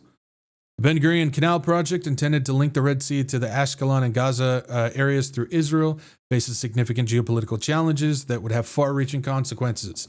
Experts warn that the construction of this canal could disrupt the strategic balance of China's Belt and Road Initiative, affect the Mediterranean, and impact the vital Strait of Hormuz, through which 30% of the world's energy is transferred. Disruption could potentially trigger global conflict. What do we have currently right now? Global conflict. One major obstacle to the project is the presence of Palestinians in Gaza. Not anymore. Building the canal would likely require their expulsion or the imposition of strict control over the area, exacerbating an already tense situation. Therefore, furthermore, there is significant resistance from the broader Arab and Muslim world, especially considering the potential implications of such a canal in the Middle East. It is improbable that the Muslim states, particularly Iran, would remain passive in this scenario. Interesting that this was written a couple years before all of this took place, and every single problem that they list has now been taken care of, and every single repercussion that they said would come from this situation is currently happening right now. Fascinating. The situation suggests that the construction of the Ben Gurion Canal could risk igniting major international conflicts, possibly leading to another war. Is it possible that this situation currently going down in the Middle East has something to do with Israel wanting to begin this project, since they just took care of the Gaza situation not too long ago? It's possible. I'm not saying that's why, but it's possible. Again, with what I'm saying with all of this, I'm looking at the picture. I'm trying to look at the picture from a different angle. I don't want to just view it from the same angle, the main viewing point that they want everybody to look at. And when I say they, I mean the world, I mean the media, I mean the shadow government, the table, I mean the pastors and the prophecy teachers and the propagandists and all these people. It's like they're all viewing this situation from the same angle. It's like we need to try and see it from different avenues. And I think one of the best ways to do it, even if it doesn't play out that way, again, we don't know what's going to happen. But from how I view what's coming in the future, if I view it from the Old Testament style of things, that if everything is going to revert back to how it was back in the biblical days, both when it comes to the supernatural side, when it comes to the geopolitical side, when it comes to the supply line side, when it comes to coming prophecy, and if I view it from the Old Testament style of things, and everything being reverted back to what it was back in the Middle East in today's standards, boy, oh boy, does the situation currently unfolding right now have major effects on both Iraq and Babylon, Turkey, Israel, global trade, and global energy. All of those factors right now are being affected in a way that is reverting it back to Old Testament style situations again. Now, again, that can all change very quickly, but the fact that all of those elements being affected currently by the situation right now are going back to where they were in biblical times is very fascinating to me. And I think it's an angle that might be worth viewing, specifically if you're somebody who opposes the view that I'm in, which is most of the dispensational church, to be honest, because they tend to hold to prophetic teaching that is based upon tradition as opposed to literal reading of scripture. And again, that's not shots fired, but it is the truth. It is the reality of it. And so if you view things from that traditional teaching as opposed to literal Bible reading, it can skew the ability to see things from the angle that I'm looking at them. And to me, at least right now, at this moment, from my viewing point, viewing it from this angle appears to be beneficial as opposed to viewing it from the traditional teachings found in today's dispensational church. Again, I'm not trying to take shots at anybody. I'm not trying to say that I'm better than anybody. I'm just saying, if you're one of those people that rejects my viewpoint on this, it might be worth looking at when it comes to this situation. That's all I'm saying. Because it definitely seems to be going in that direction. Everything seems to be reverting back to that area. What area? Iraq, Turkey, Israel, Egypt, Cyprus, Greece.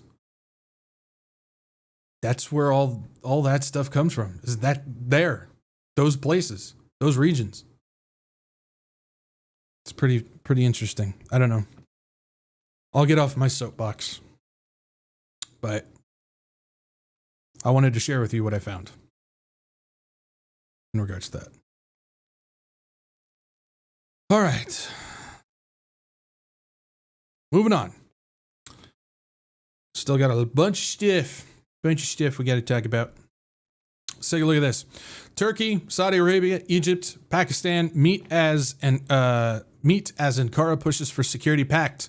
Turkish foreign minister said that the four countries are exploring how to combine their strengths amid growing regional tensions and the war on Iran. This is coming out today. Says the foreign ministers of Turkey, Saudi Arabia, Egypt, and Pakistan held talks in Riyadh on Thursday on the sideline of a summit of Islamic countries and discussed ways to combine their strengths for the first time. Turkey has since last year been seeking a security pact with Pakistan and Saudi Arabia. Earlier this year, a Pakistani minister said in a statement that such a deal has been in the pipeline for nearly a year. So if we want to reverse back a little bit on this, we understand that there was conversations taking place roughly a year ago of Saudi Arabia, Pakistan, and Turkey creating a defense pact together. For whatever reason, it depends on where you read your information. I don't claim to have the exact reason.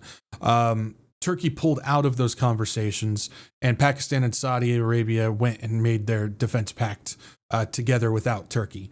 And so they did make that. Turkey, again, pulled out. I don't necessarily know the reason why. There's a bunch of reasons I've heard. But it appears now that they want to come back in, but bring Egypt with them to create something between the four of them, which is fascinating. It's just fascinating. It says Turkish sources familiar with the issue previously told Middle East Eye that Ankara was also trying to bring Egypt into the arrangement.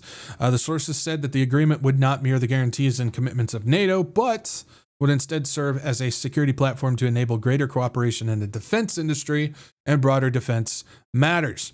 Fidan added, that's the foreign minister of Turkey, Fidan added that the countries were discussing the current situation in the region, including the U.S.-Israeli war on Iran and Tehran's counterattacks on the Gulf countries, and considering what benefits their joint efforts could bring in addressing such challenges.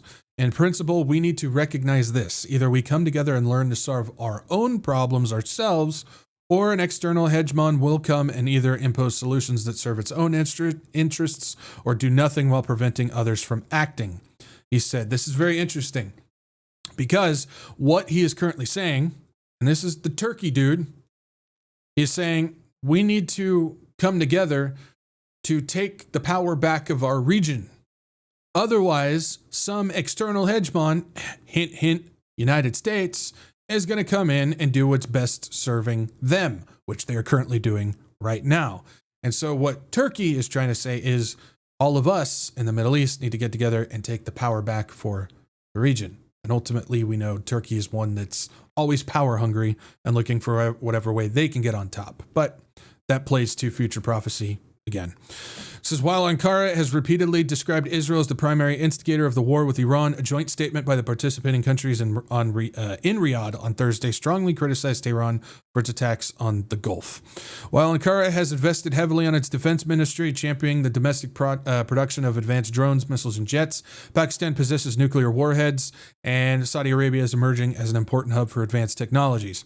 Turkey and Egypt signed a bilateral military agreement in February to deepen their cooperation in the security field during Turkish President Erdogan's visit to Cairo. Very interesting.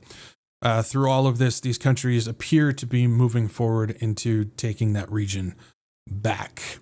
Now, let's move into what we got going on when it comes to other production getting halted.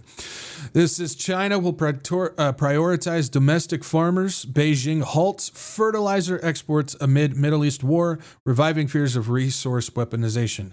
Fertilizer is halted because of the Strait of Hormuz, which means food production is significantly less, which means military production is also going to take a hit. But ultimately, fertilizer is extremely important when it comes to food products, and we got a problem happening. This is China, a pivotal pillar of the global fertilizer supply chain, is restricting fertilizer exports. With the Strait of Hormuz, an indispensable shipping artery for fertilizer feedstocks, effectively sealed off following U.S.-Israeli strikes on Iran, Beijing has moved to secure domestic supply in an effort to shield its own farming sector. Market observers note that China has previously weaponized a range of strategic resources, including diammonium phosphate, urea, and critical minerals, raising concerns that the latest measure may carry a similar character. According to Vietnamese outlets, on the 17th, the Chinese government has recently all but halted overseas shipment of compound fertilizers containing nitrogen and potash. The Middle East war is directly affecting China's fertilizer supply chain because major nitrogen fertilizer exporters or producers, including Qatar, Iran, and Saudi Arabia, are heavily concentrated in the region. The Middle East is also a major source of sulfur, which we just talked about how that has been significantly dropped because of the UAE. Another critical fertilizer input. A substantial share of fertilizers and feedstocks produced there is transported to global markets through the Strait of Hormuz. With Iran having effectively closed off the waterway at this point, fertilizer-related cargo stranded near the Gulf and unable to depart is reportedly estimated at 1.1 million tons. And now is the worst possible time for it because now is when farmers are planting their spring crops where they need fertilizer and they can't do it, which means they will have to wait an entire cycle, an entire year before they can plant their springtime crops again, because we're pretty much past the point for them to be able to do it. Says the deeper concerns lies in the scale of the aftershock that China's export curbs could unleash. As of 2024, China's total fertilizer exports stood at $8.5 billion, ranking second in the world. Sharp contraction in Chinese export volumes would immediately intensify the burden on farmers across the Northern Hemisphere, that's us in the United States, many of whom are approaching the spring planting season. Doesn't end there. We got this. Rollins says U.S. working on solutions to keep fertilizer costs down for farmers amid Iran war. Right. But this is the important part. Most farmers have already purchased fertilizer for this year's planting season, Rollins said, but about 25% have not. 1 in 4 U.S. farmers have not been able to get their fertilizer. 1 in 4. That may not seem like a lot, but that's huge repercussions, not only to the United States, but globally. That's a lot of food taken off the table. A separate aid package from December opened $12 billion in aid for farmers hit by rising costs amid trade war with China. So I went and I found this. Here's what we're currently facing right now that's being exacerbated by the Strait of Hormuz closure and the Iran war. The U.S. farm problem. 25% of U.S. farmers have not secured fertilizer for 2026 spring planting, which means 1/4 of the food taken off the table, gone. And it's going to be gone for a year. Farm bankruptcies up 46% in 2025. Obviously, we don't have 2026 numbers, but farm bankruptcies up 46%. Over 160,000, 17% of U.S. farms closed since 2017. And farm production significantly reduced. Some farms shut down because of mass deportation of workers. All of that is hitting us right now at the same time. This is a significant thing, and you're not seeing this in the news. Nope. You're not seeing it. They're not talking about it. But this is currently what's going on. And this is just in the United States. There's other countries dealing with their own situations. I just don't have enough time to go and hunt down all the countries. But I'm sure those who are in their countries know about some problems, maybe. This is not good. Now, again, this isn't something that you're going to see in a week. This isn't something that you're going to see in a month or two. Give this about 6 months and you'll start to see it. Give this about 6 months and you'll start to see it. Interesting timing. I won't say why, but interesting timing. Then we have this glitch. This is just convenient timing. Glitch shuts Australia's biggest maker of vital fertilizer input for 2 months. Fascinating time to have a glitch with Australia's largest fertilizer plant. Just poof, off for 2 months.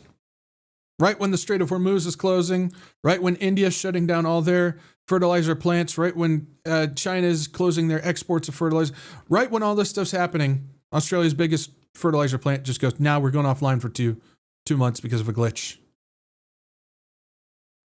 Convenient.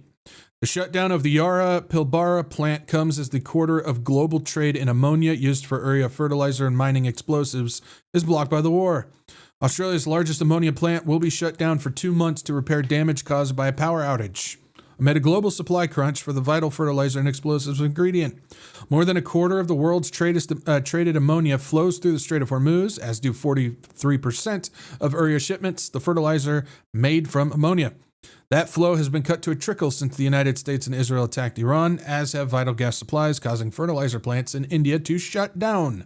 Yara's Pilbara plant, which also uses gas to produce 850,000 tons of ammonia a year, suffered a power outage last year, damaging equipment. Interesting timing. Spokesperson for the Norwegian company said workers and environment were unaffected, and the initial assessment indicated repairs could take about 2 months. An adjacent plant, half owned by Australia's Orica, uses 140,000 tons of the ammonia to make an explosive technical ammonium nitrate for the mining sector. Oh, this is going to hurt mining, too. The shutdown could not have come at a worse time for Australia's farmers, whose last year imported 1.2 million tons of urea in April and May for use before or shortly after seeding. 3/4 came from the Gulf nations, where shipping is now severely curtailed after the United States and Israel attacked Iran. Australia's largest export could also be affected. For the next 2 months, iron ores miners no longer have 330,000 tons a year of tan produced on their doorstep. The explosive is used in vast quantities to blast rock so that it can be collected, crushed, and shipped to port. So that means Australia's largest export has been significantly reduced because of this problem. It's very interesting. All of this stuff is happening at the same time. How about this one? This is not something that you would necessarily think about, but damage to Qatar LNG trains will cut helium output by 14% for many years. The latest attack on Iran by Iran on Qatar facilities have damaged infrastructure that accounts for 17% of Qatar Energy's liquefied natural gas export capability. The attacks will also cut helium output by 14%, says Qatar Energy. Not something that you would necessarily think about because you're like, oh, I can't blow up balloons. What are we going to do? No, helium is heavily used in hospitals. I didn't know that. I just learned that. Helium is actually significant in hospitals, which means there's going to be some issues with healthcare products. Speaking of healthcare products, how about this? Strait of Hormuz standoff puts supply of America's generic drug prescriptions at risk. Nearly half of U.S. generic prescriptions originate in India, which relies on the Strait of Hormuz for the arrival of key imports in drug manufacturing, including petroleum-based materials, and for shipping finished medicines to the U.S. Half of United States generic drugs taken off the board. Iran's attempt to choke off the strait will also hit American medicine cabinets. The only question is exactly how long existing stockpiles of prescriptions of generic drugs can last before the U.S.-Iran war becomes a significant health issue in the United States. The connection between a Middle Eastern sea choke point and the U.S. pharmacy counter is less obvious than it might seem and more direct than most consumers realize. The U.S. gets nearly half of its generic prescriptions from India, roughly 47% by volume, according to Rohit Tripathi, Vice President of Industry Strategy for Manufacturing at Relex Solutions, a Helsinki-based supply chain planning software company. India, in turn, depends on the Strait of Hormuz for around 40% of its crude oil imports. That oil ultimately feeds into the petrochemical inputs used throughout the pharmaceutical manufacturing. So even though American consumers are not buying medicines directly from the Gulf, they are still at the end of the supply chain that runs through it. Now, again, this isn't something where you're going to go and you're going to see your bottle of Pepto-Bismol taken off the shelf tomorrow. It's not going to happen like that. Give it a couple months. You're going to start seeing this stuff, either prices going up or some stuff being out of stock. Give it about 6 to 7 months, and you're going to start seeing some of this generic drug stuff just being unable to get.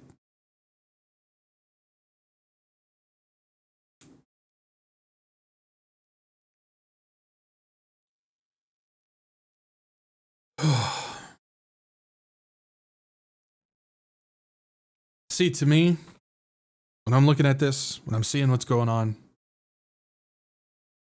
there's a whole lot more going on than what we're being fed daily, in my opinion.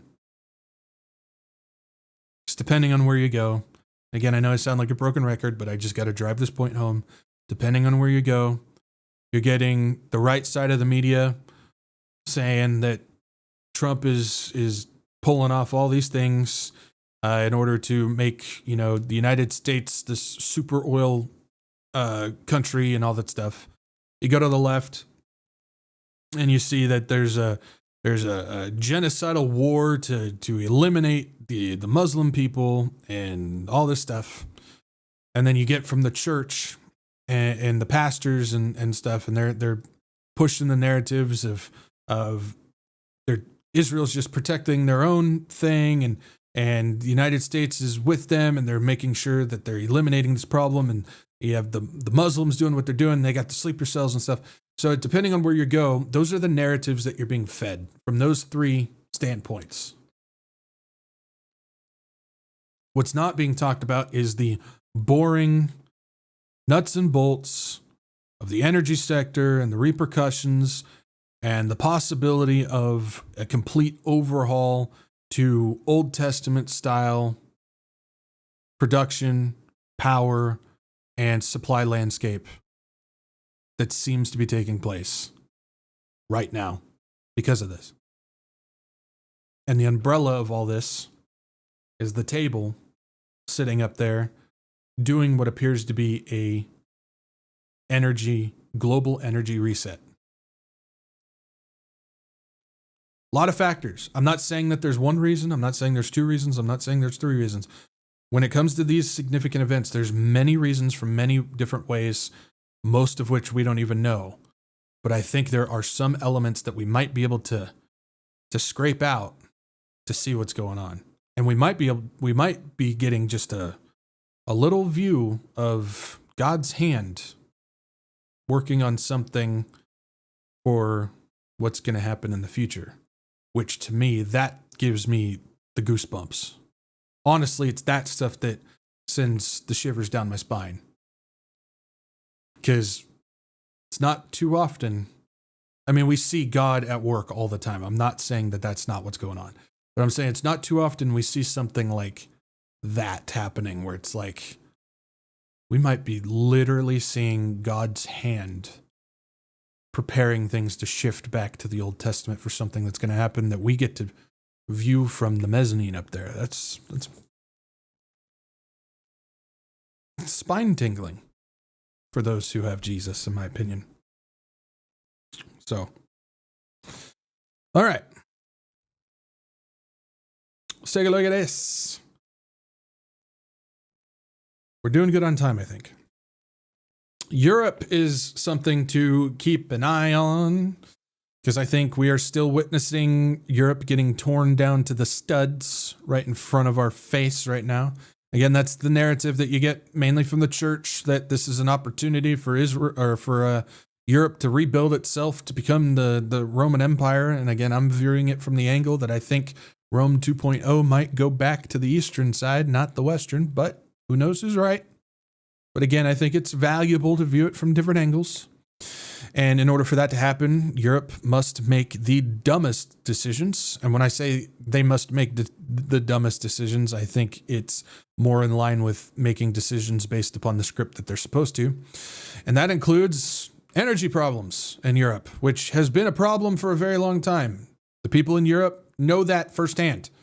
And I don't say this lightly when I'm talking about this stuff, because I know you guys have been dealing with a serious mess over there, but it's not getting better. Europe needs to prepare now for an extended energy shock. Talks about the world's largest LNG plant in Qatar is now fully closed down more than 2 weeks ago, having sustained only minor physical damage from a drone attack. Qatari Energy Minister Syed El-Kabi said afterwards that it could take weeks or months to bring the plant back to full production. Now, in the past 24 hours, the site has been subjected to ballistic missile strikes, causing extensive further damage, and Al-Kabi warned on Thursday that damage to the facilities could take 3 to 5 years to repair. Analyst estimates the disruption horizons are morphing from days to weeks to months. A 2-month period of resumption is no longer the worst-case scenario. It is the best-case scenario. We just went over all that. Europe now needs to prepare for extended disruption, learning from mistakes of the 2022 gas prices. And from what I'm gathering, from what I can see in regards to this, the decisions being made are not making this better. They're making it worse for Europe. One of the decisions I'm seeing coming out is Ursula von der Leyen has come out and said that they are still looking to meet their voting deadline of April 12th, I think, where they're going to vote to shut off Russian LNG. They want to, even with all of this going on, they're going to disconnect from Russia's gas situation. Terrible timing. Stupid timing. But if it's according to plan, then they're going to do it. The other thing that I just read is it's coming out with many of the European states saying that they're going to reduce the numbers of their LNG for this year. So what they're saying is, because of the Iranian crisis, what we're going to do is we're actually going to reduce our target number for the fuel that we need, which isn't going to fix anything. All they're doing is reducing how much energy they plan on bringing in, which means you guys are going to be sitting at less than you were. It's just going to look better because the numbers weren't off as much. So again, Europe appears to be making the dumbest decisions, but are they actually making stupid decisions, or is that just what they're being told to do? Either way, I know those in Europe are not looking forward to what's coming. Then we have this. Trump says U.S. does not need NATO after being rebuffed over Strait of Hormuz. I kid you not. Just go back a couple days. Trump was saying, NATO, we need you to get involved to reopen the Strait of Hormuz. And then Trump threatened him, help us open the strait or else. And now he's saying, we don't even need you. That's what I mean. Don't ever listen to what that dude has to say, because none of what he says makes sense. His tune changes every other day. Again, he's declared that they've won the war 9 times, but yet we still have this situation happening. It's just, don't listen to what he has to say, because he's just, I'm not even going to go there. Donald Trump has said that the U.S. does not need NATO after being rebuffed by a number of the organization's member countries after his appeal for a multinational naval force to reopen the key Strait of Hormuz trade route closed by Iran. It says the U.S. president's remarks came after Starmer said on Monday that while the U.S. would be taking the necessary action to defend ourselves and the U.K. would be taking the necessary action to defend ourselves and our allies, we will not be drawn into a wider war. British government sources said that there's no plan for the U.K. ships to be deployed in the straits. So that's basically what's going on. Is the United States went and started this big old war with Iran, and Trump was calling for all these other countries to get involved, even though they never even started the thing. That's like me going over to somebody's house and knocking a glass of milk over onto the floor and going, okay, you need to help me clean this up because we're all involved in this. It's like, no, it's not. I came over to your house, knocked over a glass of milk. It's my responsibility. But yet I'm going to blame you for not getting involved. But again, the main point that I wanted to bring up with this is we seem to be seeing another situation where America is distancing itself from NATO. And again, I think that's something that needs to happen for the European Union to fall apart. Is NATO needs to be disintegrated, and we continue to see more and more of that currently happening. Now we have this. Says USS Boxer departs San Diego to join overseas operations. We're sending more troops to the Middle East, and we're sending another 2,200 Marines on top of the other 2,200 Marines that are currently already on their way. It says the U.S. Navy's amphibious assault ship USS Boxer left San Diego this week as one of the several ships home ported in San Diego that have been deployed overseas amid tensions in the Middle East. The news of deployment, which apparently came ahead of schedule, was first reported by Newsmax. The publication cited 4 officials who spoke about the accelerated deployment on the condition that they remain anonymous. It serves as the flagship of the Boxer Amphibious Ready Group, which is also comprised of the USS Comstock, the USS Portland, both also home ported in America's finest city. It's local news, so they call themselves the finest city. The week's deployment comes on the heels of the Navy choosing to delay the decommissioning of its oldest serving aircraft carrier, the USS Nimitz. Nimitz was originally going to be decommissioned in May, but last Friday, the U.S. Department of War, the U.S. Department, there we go, sorry. I'm reading so many ship names with USS, and so U.S. is throwing me off. The U.S. Department of Defense confirmed it was going to be kept active until next year. So sending more Marines. U.S. sends another 2,500 Marines to Iran as ground operation emerges in war. Thousands of Marines are heading to the Middle East. This is roughly about 5,000 Marines now heading over there. The estimates, from what I'm gathering, is you're looking at anywhere from 75,000 to 100,000 United States troops currently in the Middle East right now. Yeah. Thousands of Marines are heading to the Middle East as the United States weighs whether to deepen its role in Iran as part of a military buildup, leading to more questions about possible ground troops or missions tied to the Strait of Hormuz. About 2,500 Marines are deploying with additional warships as the conflict enters a more dangerous phase. The move comes as the war shifts beyond airstrikes into a broader fight over shipping lanes, oil infrastructure, and regional deterrence. President Donald Trump tried to tamp down expectations of a ground deployment earlier this week, saying, "I'm not putting troops anywhere," before adding, "We will do whatever is necessary." The new deployment, according to Reuters, includes the USS Boxer, its embarked Marine Expeditionary Unit, and an accompanying warship. The AP reported that the broader move is as 3 additional warships, about 2,500 Marines. Troops on the ground. Possible. It's possible. Plus, we have this Trump administration making heavy preparations for potential use of ground troops in Iran. Pentagon officials have made detailed preparations for deploying U.S. ground troops in Iran.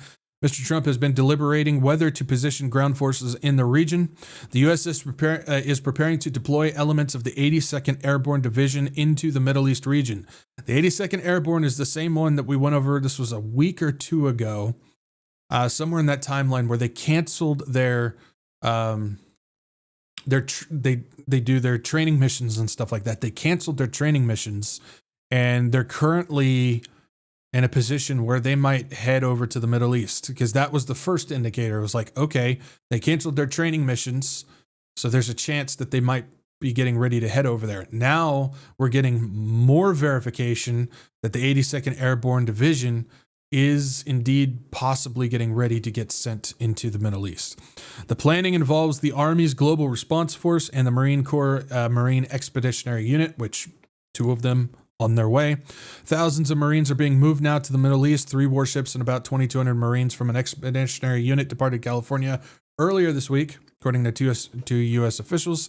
It was the second such Marine unit sent since the war began, and it could be a few weeks before it's in place. The first was sent from the Pacific and is still making its way to the region.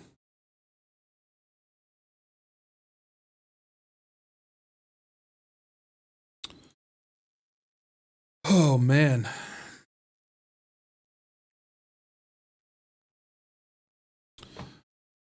So something that I'm seeing, and I just want to go ahead and address it from my perspective.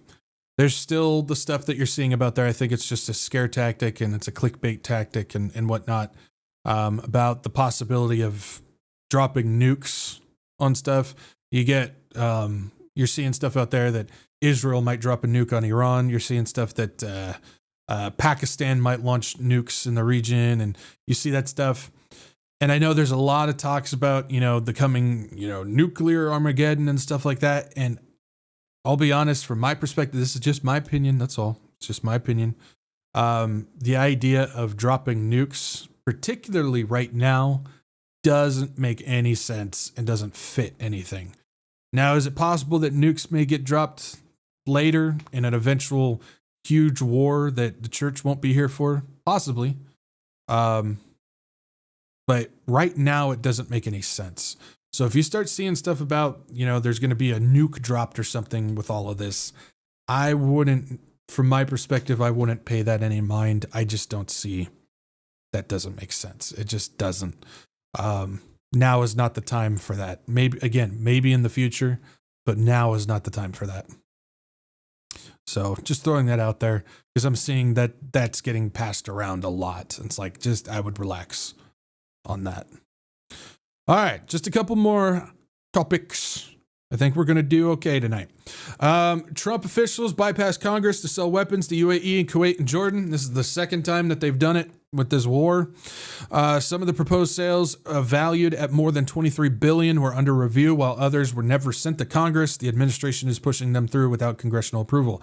This is the second time during this war that they've approved a massive military arms package bypassing Congress.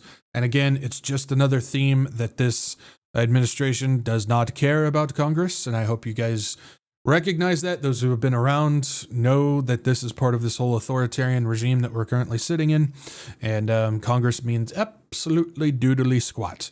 It says the Trump administration has declared a wartime emergency to bypass Congress and push through more than $23 billion in weapons sales to allies in the Middle East. The second time since the start of the war with Iran that it has circumvented the normal congressional approval process. The Trump administration first declared an emergency soon after the United States and Israel launched joint strikes in Iran in order to bypass Congress on the sale of more than 20,000 bombs to Israel. The Biden administration has also twice used an emergency declaration to sell weapons to Israel for use during the Gaza war. Why does that not surprise us? Because we know left, right, Democrat, Republican, Biden, Trump, doesn't matter. They're both puppets for the puppeteers above them. Don't fall into the political paradigm. Such a declaration, while permitted under the Arms Export Control Act, is used by the White House and State Department only on rare occasions to sidestep the House and Senate committees that review and approve arms transfers. Rubio's skirting of that congressional approval process twice in less than 2 weeks is the latest move by the Trump administration to sidestep congressional oversight of the war. The new proposed sale to the United Arab Emirates, Kuwait, and Jordan encompasses 11 arms orders. So again, U.S. government just doing whatever they want to. If you believe that you still have representation, if you believe that there's still governmental order, if you still believe that the law counts, if you still believe that your vote matters, you are currently living in fantasy land. Wake up. On top of that, Pentagon seeks more than 200 billion with a B, billion. Say it with me. Pentagon seeks more than 200 billion in budget request for Iran war. Go back 2 weeks ago, they were requesting 50 billion. Now they're requesting 200 billion with a military budget that's already 1 trillion. Military industrial complex wins again. The Pentagon has asked the White House to approve a more than $200 billion request to Congress to fund the war in Iran. But I thought the war was over and we won. That's what Trump told me. Why are they requesting another $200 billion for the war in Iran? Which I was told is still not a war, by the way. That's what I've been told. Just a strategic military endeavor. That number would far surpass the costs of the administration's massive airstrike campaign to date, and instead seek to urgently increase production of critical weaponry expended as the U.S. and Israeli forces have struck thousands of targets over the past 3 weeks. It remains unclear how much the White House will ultimately ask congressional lawmakers to approve. Some White House officials do not think that the Pentagon's request has a realistic shot of being approved in Congress. But we shall see. So another 200 billion. Remember, this is the administration that told you that we're going to reduce the cost. We're going to reduce spending in the government. No, what that meant is we're going to funnel all of that money into the military and into our pockets. How about this one? Speaking of the military industrial complex, Pentagon to adopt Palantir AI as core U.S. military system.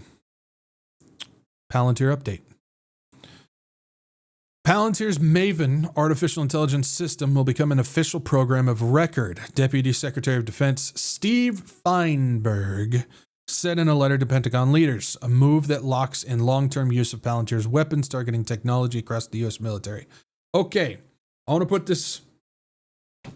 this out there.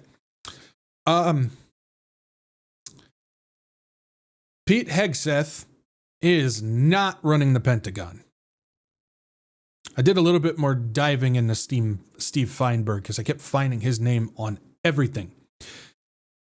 Steve Feinberg is the brains behind the military. He's the one running the Pentagon. It ain't Pete Hegseth. Pete Hegseth is the face. He's there to be the face. He's the pretty boy. That's why he's there. He ain't running anything. It's Feinberg. Feinberg is the dude that's making all the decisions. He's the one that's making all the contracts.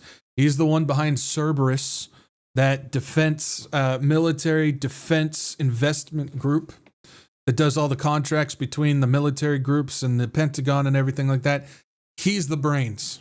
Kind of like when you look at Trump, you look at who's actually running things behind the scenes. It's people like Stephen Miller and whatnot. He's got a few more of them because he's got a lot of stuff to do. But it's people like Stephen Miller. Trump ain't running squat. He's the face. He's the moron that goes out there and says everything like Pete Hegseth. So when it comes to what's going on with the military stuff, it's Feinberg that's the guy. And I'm pretty darn sure about that. As Deputy Secretary of Defense Steve Feinberg said in a letter to Pentagon leaders, a move that locks in the long-term use of Palantir's weapon targeting technology across the U.S. military. In the March 9th letter to senior Pentagon leaders and U.S. military commanders, Feinberg said embedding Palantir's Maven smart system, which Palantir signed a contract with NATO for all the NATO countries to use that thing too. Would provide warfighters with the latest tools necessary to detect, deter, and dominate our adversaries in all domains. The decision is expected to go into effect by the close of the current fiscal year, which is the end of September. Maven is a command and control software platform that analyzes battlefield data and identifies targets. It is already the primary AI targeting system for the U.S. military, which has carried out thousands of targeted strikes against Iran over the last 3 weeks. This is the thing that scans, analyzes, predicts, simulates, and gives recommendations on where targets are, where to shoot, what armament to shoot, and basically says, press this button if you want to initiate this. That's what the Maven system does. It's very similar to what Israel uses. It goes by so many names. It used to be called the Gospel, then it was called Project Lavender. Then there was another name for it that I think they use now. I think it's gone through 3 name changes, but it's similar to that. And what it does is it scans, analyzes, simulates, predicts, and then gives a recommendation. And that's what Israel has said has elevated their ability to launch 50 strikes to 150 strikes per day, is because they use this AI system to do it. Palantir's got the same thing, and that's what the U.S. military is going to be using, and they signed a contract with NATO to do the same thing there too. So that's what we have going on with Palantir update and the military in regards to that. So I wanted to break this down very simply when it comes to the war stuff. Let's get to the brass tacks of the war. Let's talk about the stuff that people don't want to talk about. Let's get away from the narrative. Let's get away from all that stuff. And let's talk about what is really going on. Who are the winners and the losers of this war? Let's take a look. Who is actually, quote unquote, winning the war? First up, military industrial complex. The Pentagon, which already has a $1 trillion budget, is currently seeking to get even more. We just went over that. Lockheed Martin, their stocks are up 40%. They're the ones that are making bank on the armament that's getting used in Iran right now. Lockheed Martin, crazy amount. Palantir, they're getting billions and billions, hundreds of billions of dollars of contracts with the United States military, including the latest one when it comes to the Maven AI system. Cerberus, that's your connection to Steve Feinberg, the one who's pretty much running the Pentagon, who's making all the deals and the contracts and whatnot. Cerberus is making out. And the Trump family, those boys have got a lot of investments and a lot of military and drone companies that are currently making hundreds of billions of dollars of contracts right now. They're making out great. So the military industrial complex is winning the war. Who else? Israel is winning the war.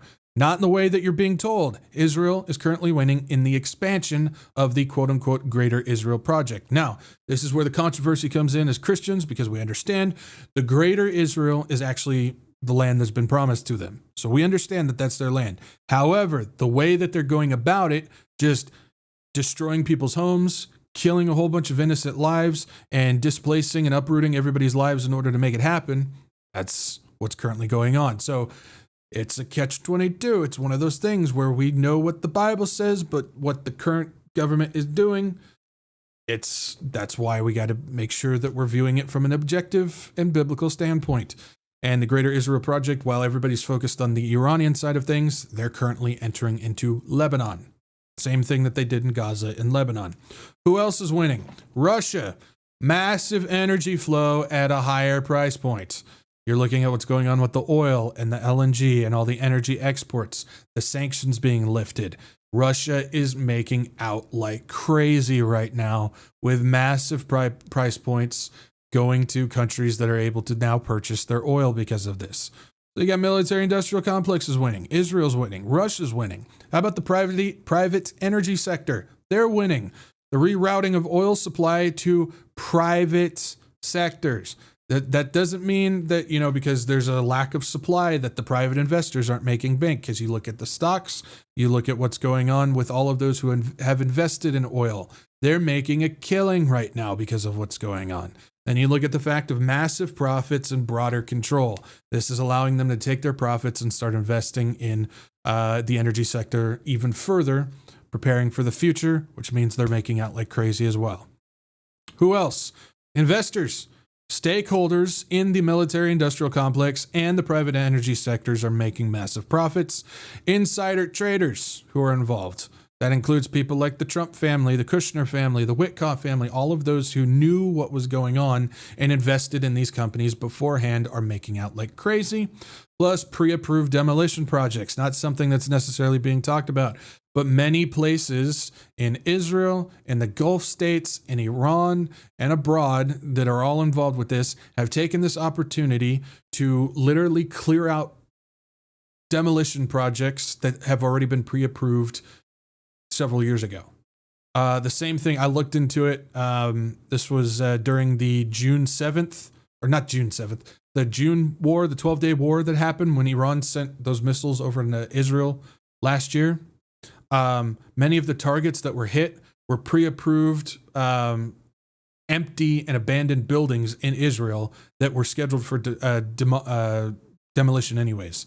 And they got cleared out because of what happened with Iran. So pre-approved demolition projects are actually happening. And then, of course, the table. Geopolitical and resource reset currently happening right now. Who's the losers? It's who you expect them to be. First of all, the people. Increased of cost of living, lack of supplies are on their way, massive wealth transfers, and increased dystopian control are all repercussions. So we lose. We get less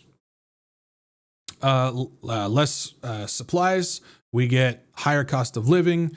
All of our money is getting transferred towards military industrial complex and energy production and all that type of stuff, and more control being placed upon us, as well as the lost lives. Those are being killed, the innocent lives involved in all this, countless collateral damage. People, you're looking at all the people who have been killed in Israel, all the people killed in the Gulf states, all the people killed in Iran, all the people killed in Lebanon. You look at all those innocent lives that have been lost for nothing but political, geopolitical, and evil gain. Military pawns, bunch of military people on all sides losing life. Again, not for freedom, not to save people, not to do any of that. Nope, to move forward with an evil agenda like it's always been. And the elderly and sick, because it's usually when this stuff starts happening, loss of energy, loss of pharmaceutical, loss of food. It's the elderly and sick that are the first ones to get hit by all this. That's the brass tacks of what is currently happening with the war. Okay. Whew. All right. Let's speed run through the last bit of this stuff. It's things that we got to get through these things because there's just so much going on. We got to make sure that you guys are aware of this stuff. All right. A journalist reported a missile strike. Then came the death threats. A Times of Israel reporter says online gamblers pressured him to change the story about the Iranian missile strikes so they could win a payout. Yes, this is something I've been following for a minute, and it all seems to really be revealing itself right now. A reporter reported on an event that happened, an event that online gambling sites are now allowing people to bet on. Literally. You can bet if a Iranian missile is going to hit Israel or not. You can place a bet on that. And reporters are now getting death threats if they're reporting things that are making these people lose bets. You have 90 minutes left to update the lie, said a WhatsApp message reviewed by the Washington Post. If you do this, you solve in a minute the most serious problem you have caused yourself in life, and you won't remember me anymore in a week. 5 days earlier, Fabian, the reporter, a 28-year-old war correspondent at the Times of Israel newspaper, had published a short blog post reporting that an Iranian missile had struck an open area outside of Jerusalem suburb, harming no one. Until he began to receive messages that threatened his life and family, Fabian didn't know his brief report had triggered a dispute over bets on the prediction market, Poly Market, on whether an Iranian missile would strike Israel on March 10th. For those with money down, millions of dollars were potentially riding on the blog post. So you can go to these websites, Poly Market and Kalshi, and you can actually place a bet. Will an Iranian missile hit Israel? Yes or no? And you can place a bet on one of those. It's like a craps table. When you're putting it on black or red, you can do it on this. You can do it on life events too. You can do it on who will win an Academy Award. You can put it on, will this when will this movie come out? Or will this politician or that politician take office? They now have online betting sites for that. Just like when it comes to sports and whatnot, when you start to see very interesting things happen in sports, you start to wonder, is this game rigged for Vegas? It makes you start to wonder if that's what's currently going on in real life now. Again, theater. Are we actually living reality, or are we actually living in a reality TV show? Now that we can bet on real life outcomes. Interesting. It says Fabian was spooked enough by the threats to at least entertain the idea of revising his published reporting. He told the Post in a phone interview Monday that could score a win for a Polymarket user who have bet against a missile strike occurring that day. And at least one had offered to send Fabian a share of the profits. Instead, again, this is where we start getting into reporters now, where are they going to start getting bribes to change reports so bettors can come out? That's another element to the possibility of fake news. Instead, he stood by his post reporting the threats to the police and wrote an article for the Times of Israel chronicling the harrowing experience. Fabian's run-in with the disgruntled bettors follow a string of recent controversies triggered by prediction markets, fast-growing online platforms that hosts markets where people can bet on the outcome of future events, such as elections or the Academy Awards. In January, an anonymous user on Polymarket, which bars U.S. users, won $400,000 betting on the ouster of Venezuelan leader Nicolas Maduro just hours before U.S. forces took him into custody. In February, Fabian reported that the Israeli Defense Forces reservist was indicted along with a civilian for using classified information to place bets on Polymarket. This month, users of rival Kalshi, which is approved to serve U.S. bettors, complained after the site declined to pay out on bets that he runs. Ayatollah Ali Khamenei would be ousted, citing a policy of not allowing bets on a person's death. So Polymarket and Kalshi allow people to bet on real-life actions. Now, there's been a bunch of interesting bets happening, large-scale bets that just happen to be placed sometimes minutes before a major event happens where they get a massive payout, which allows insider trading to be happening for those who know what's going to happen. Now, why is that significant? Because one of them, Polymarket, secures investment from Trump Jr. and his 1789 venture capital group. That's right. The Trump boy is behind one of the prediction betting sites. Prediction markets platform Polymarket said on Tuesday, this was back in 2025, it had secured an investment from venture capital firm 1789 Capital and that Donald Trump Jr., son of the U.S. president, has joined its advisory board. You cannot tell me that that is not a conflict of interest. The son of the sitting president, who makes some of the biggest decisions in the world, is on the board of a prediction site, betting site, that you literally place bets on about the biggest events in the world.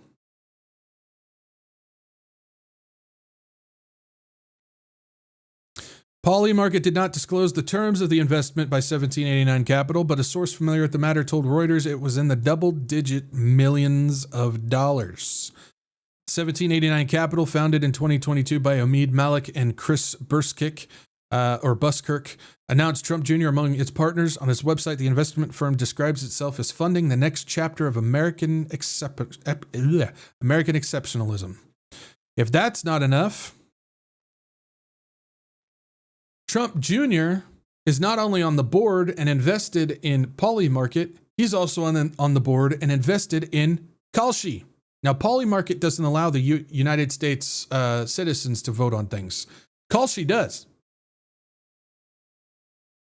Donald Trump Jr. is joining Polymarket's advisory board as part of an investment deal with 1789 Capital, the venture capital firm he is a partner of. While infitting with his interest in crypto, the move threatens to create a conflict of interest for Trump Jr., who is also an advisor for rival prediction market operator Kalshi. Founded in 2022 by members of Rockbridge Network, 1789 Capital has made a name for itself as the MAGA movement's most VC arm. The firm's investment includes Tucker Carlson's media company, the defense firm Enduril, Plaid, and a string of American startups that align with conservative policy groups. In an announcement on Tuesday, August 26, Polymarket confirmed that it has received an undisclosed investment from 1789. The announcement also revealed that 1789 capital partner Donald Trump Jr. would be joining Polymarket's advisory board. For Donald Trump Jr., the new role at Polymarket mirrors his position at Kalshi, where he is appointed as a strategic advisor in January of 2025. While Polymarket dominates globally, the platform is banned in the U.S., allowing CFTC-regulated Kalshi to gain a crucial advantage. However, following its recent $112 million acquisition, a CFTC-licensed exchange and clearinghouse, Polymarket is preparing to make its U.S. debut imminently. So Donald Trump Jr., the son of sitting President Donald Trump, sits on the board and is invested in the two prediction betting markets. So he just happens to know when all the big stuff's about to go down. And so he can make bank when these things happen. And now bettors of these prediction markets are now starting to threaten and or bribe reporters when it comes to the news that they put out. Just when you think the deception isn't high enough, we get news like that. All right. What's going on?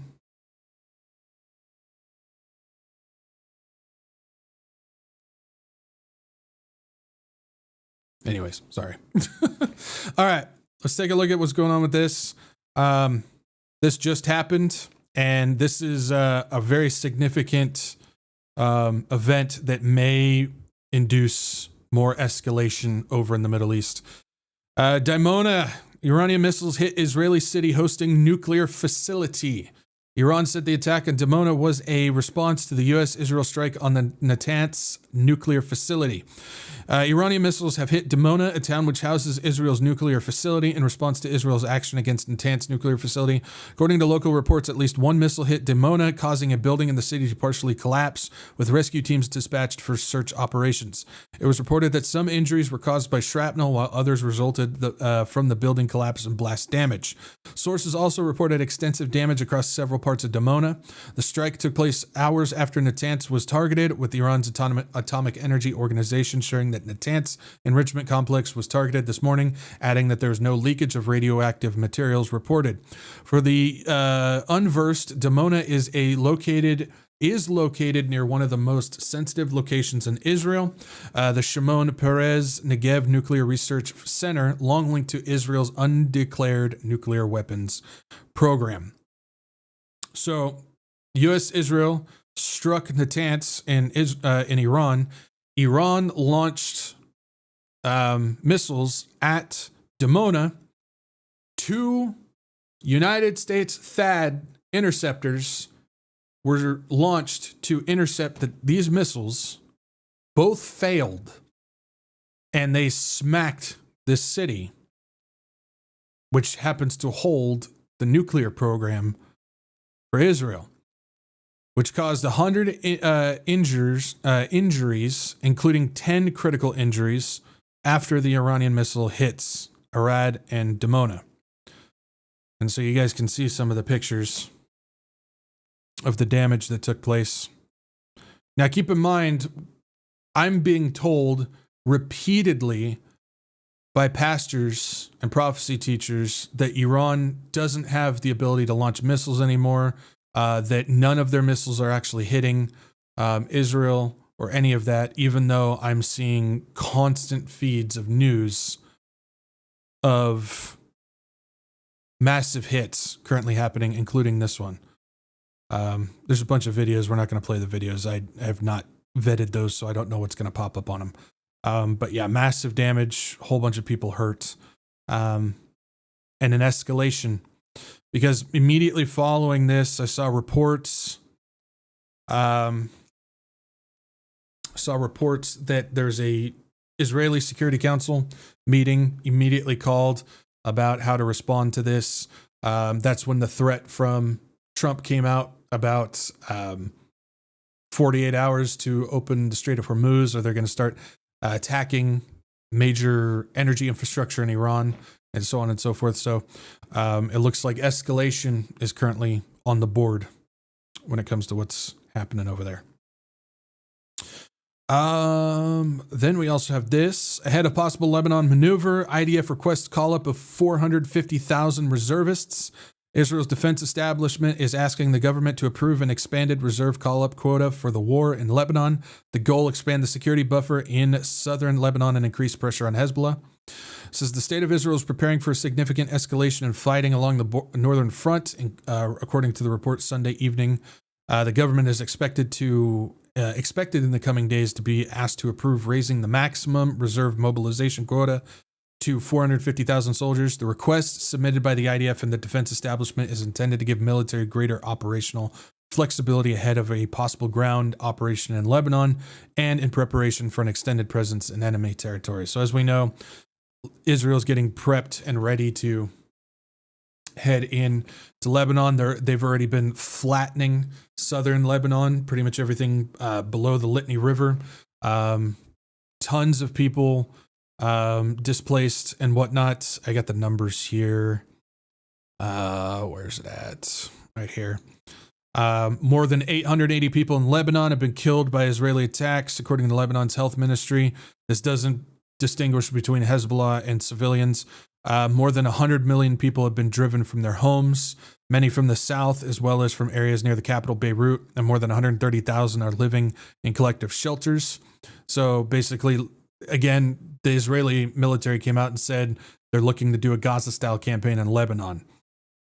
On top of that, Israel says the displaced Lebanese people will not return to their land, their homes, until Israeli citizens are safe. It's basically the same thing that happened in Gaza as well. So it's a lot of stuff going on over there. So, but with all that, again, I think the best way sometimes we need to look at this stuff is to try and view it from different angles, whether it's angles we haven't thought of or from angles that we just flat out reject because we believe one thing. Maybe we need to just kind of see from the other angle. Like when it comes to how I view things, again, I have views that differ significantly and in many ways from traditional church teaching, specifically traditional dispensation church teaching, when it comes to events that are going to occur in the day of the Lord, how things are going to transfer and transition to those. And to me, from how I'm viewing it, is a lot of the things currently happening right now in the Middle East because of the war situation are starting to kind of go in that direction. Now, again, it can change on a whim, but it might be worth looking into on all that.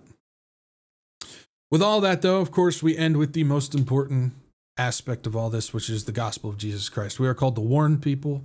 We're called to be watchmen, and we're called to use that in order to go out there and do the Great Commission, which is to share the gospel and make disciples. That is our number one goal that we should be doing right now. That is occupying. That is being salt and light, is doing just that, what we are commanded to do.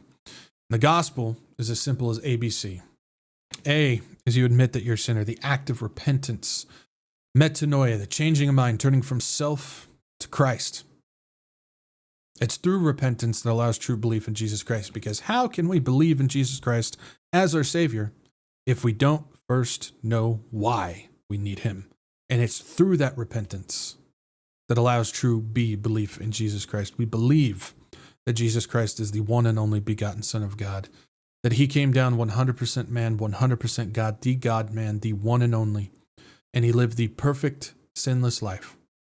The only one to do so, which means He was the only one qualified to carry the sins of the world upon His shoulders to the cross, where He was crucified and He died in my place and in yours. But because there's power in the blood of Jesus Christ, He defeated death and rose again on the third day. For all who believe in him shall not perish, but live forever in his presence and in his glory. The glory is his. He did it. So when we place our belief in Christ, we place our faith in Jesus Christ. We place our faith in his death, burial, and resurrection, in the spilled blood, and in the finished work to telestai upon the cross. And C, as we call upon the Lord. When we receive salvation, we are indwelt with the Holy Spirit, and we are given a supernatural gift of prayer that allows us direct access to our Heavenly Father at any moment of any day, so much so that even the Almighty God desires to hear from us non-ceasingly. He wants us to speak to him every moment of every day. He loves us that much. And we say, Lord God, thank you. Thank you for sending your son Jesus so that we may live through his sacrifice. We don't deserve it. But yet, you gave us your son so that we may live. God, be with us during these crazy last days, these times right now, where there's just so much happening that it's impossible for us to see it all, much less recognize the deception. So God, we ask, Lord, give us the ability to see through the deception and to recognize what is important so that we may go about doing what you have commanded us to do, which is to be watchmen and to share the gospel. Lord, give us the strength and the endurance to continue to run until the end of the race. And God, give us the boldness to speak the name of Jesus in the darkest of places. And we ask, Lord Jesus, please come soon, Maranatha. In your holy name we pray. Amen. Amen. Amen. All right. We have a ridiculous amount of questions, and we are over time. Let's see if we can speed run through some of these, shall we? See what we can do here. Try and get these done as quick as possible, but make sure that we can answer some of these. Jellyfish. Zach, did you hear about the meteor that went down in Ohio with the sonic boom as it came down? There's been a ton of reports just in the past week about a whole bunch of random meteors going off. There's one just in Houston, like an hour ago, or 2 hours ago, that caused a massive explosion, like sound of explosion and stuff like that. I don't know what they are. I don't know if they're legit. I don't know if they're demonic. I don't know if they're man-made. I don't know what they are, but all of a sudden, the past week and a half, there's been a whole bunch of meteors specifically over the United States. Something's funky about that. I'm not sure what it is though. But yeah, I've seen reports there. Bacon cheeseburger. Man, now I want a bacon cheeseburger.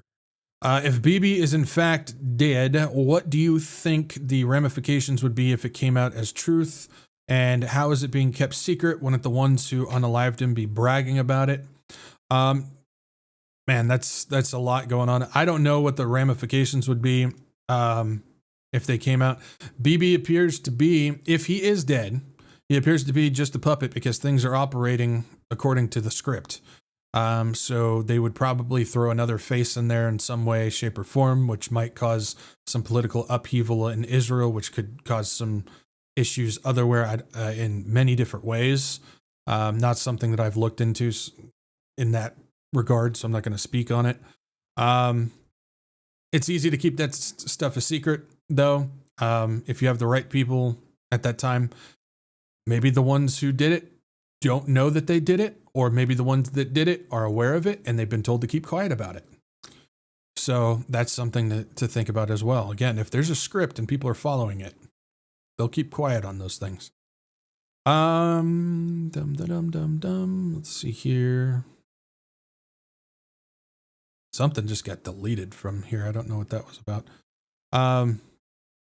What do you think of the drones over the Fort McNair base? And now the government says that they can't identify their origin.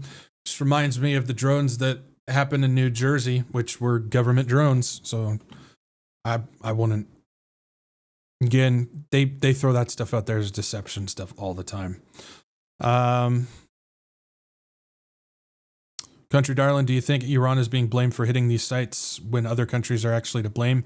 I think we covered that already. You probably put that question in before we got to it, about the Iran saying that it's U.S. and Israel that are launching Iranian drones, which is absolutely possible. Crazy Chicken Boy. Do you know about the plans for the Trump Gaza that were leaked? Yeah, we covered it. Great Trust, Project Sunrise. That stuff was that stuff came out back in 2016.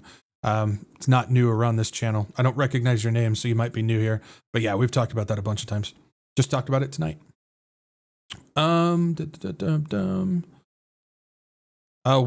Iraq, what do you think is going on about that other canal that they were talking about, the one through Gaza? We just covered that, so you probably put that question.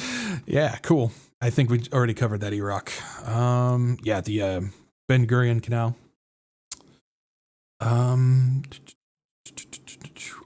Jalapeno. What's up, Jalapeno? I remember a while back that they said that the UN wanted to move from New York to Babylon. Do you know anything about it, or is that just a lot of baloney? Bologna. No, was a legit thing. Haven't heard anything about it lately. To be fair, I haven't necessarily looked lately. So I'll take a peek at that. That might be something that they're keeping under wraps for now. But yes, no, that was a legitimate thing. That was what, 15 years ago? Something like that. Yeah, that was a legit thing. So they might be being quiet about that. Just a couple more questions here. Lori McGinnis question, do you think that this is the beginning of the worldwide famine spoken of in the book of Revelation when the seals are open? This would be, if it was involved, which we don't know, this would be a foreshadow. This wouldn't be the beginning of it. I think this would be a foreshadow or preparation for when that time comes. What's currently going on right now is not going to be significant enough to be what that would be. So this would just be preparation for it, kind of like we're seeing the preparation for the economy and so on and so forth. So it might be, but yeah. 16 tons, no coal. Any more word on incinerators showing up at the internment camps? Nope. Just saw that one report that came out, from, I think it was 2 sources that confirmed it. But it's definitely not something that they've actually announced. But they're there. 16 tons, no coal. Another question. Any confirmation of potential military draft being instituted? Nothing about that. We talked about that, a couple weeks ago, a week and a half ago. We know Carolyn Leavitt has not denied the possibility of a draft. She said that option's still on the table. Plus, we know that the 2005 NDAA put in the automatic draft stipulation, which goes into effect December of this year. So we know that the automatic draft will be going live, or draft registration, I should say. Draft registration will be going live December of this year. So it seems that they are prepping for it. They haven't announced it, but they sure seem to be prepping for it. So, all right. That's all we got. Thank you guys for joining me. Let me see here. Hold on. I got to get that. Let's see. There we go. All right. Usual spiel. Thank you guys for joining me today. If you guys can, like, share, subscribe. Get this out to as many people as you can. It's not about views, not about butts and seats, but it is about getting the warning out to people and getting people to Jesus. So if you guys can do me a solid and like, share, subscribe, certainly appreciate it. Yeah, just trying to get this out to as many people as we can. get the warning out, get the gospel out. That's what we're supposed to be doing. And so please do me a solid like, share, subscribe. Also follow on Rumble and Telegram if you have those options, if you use them. Rumble's backup channel will be live streaming in case we get booted off YouTube. Telegram post updates, announcements, and other little things that I can't necessarily put in video format. I just kind of throw up on there. So feel free to follow along on there if you have them. If not, no worries. I understand. Just make sure you guys bookmark the WretchedWatchmen.com website. That's your one-stop shop to stay up to date on everything that's going on with the world of Wretched Watchmen. You'll find the latest podcasts and live streams, the announcement page, free book to download, and all that jazz. So make sure you guys bookmark the website. And last but not least, if you guys like to support this channel and what I got going on, I got donation links down below. CashApp, Venmo, and GiveSendGo. This channel is not monetized. I don't make anything from ads, views, or anything like that. Runs solely off of your guys' generous donations. Again, we don't do paywalls. We don't sell things. We don't do memberships. We don't do subscriptions. We don't do any of that stuff. It needs to be 100% free. The goal is to get this out to as many people as we can. Hiding it behind paywalls is just scummy, in my opinion. And we're allowed to do all this for free. And everything like that, because you guys make it happen. You guys are the ones that do this. So if you guys would like to help do that, those links are below. Thank you for all of those who do support, whether it's through donations or prayers. Again, I appreciate your support. Thank you guys for all of that. So, all right, that's enough. We went super long again. There's just so much crazy stuff going on, but yeah, hopefully that helps with everything. So tomorrow's Sunday, which means get your wretched, heathenic, misfit booties to church tomorrow, whether online, in person, doesn't matter as long as it's a Bible believing Christ following church. The Lord does not come back by Tuesday, which I hope he does, but if not, same time, same place. I'll meet you guys right back here. Peace out. Maranatha.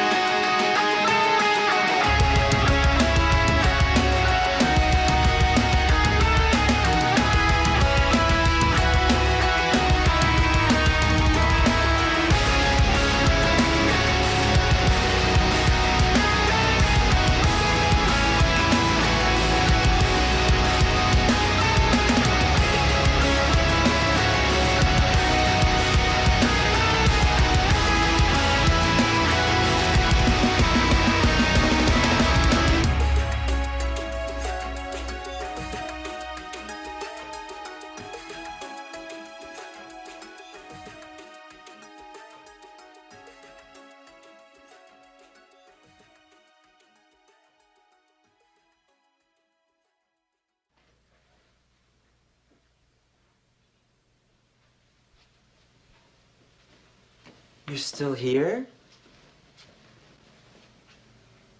It's over.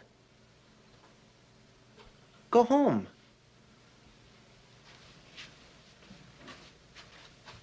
Go.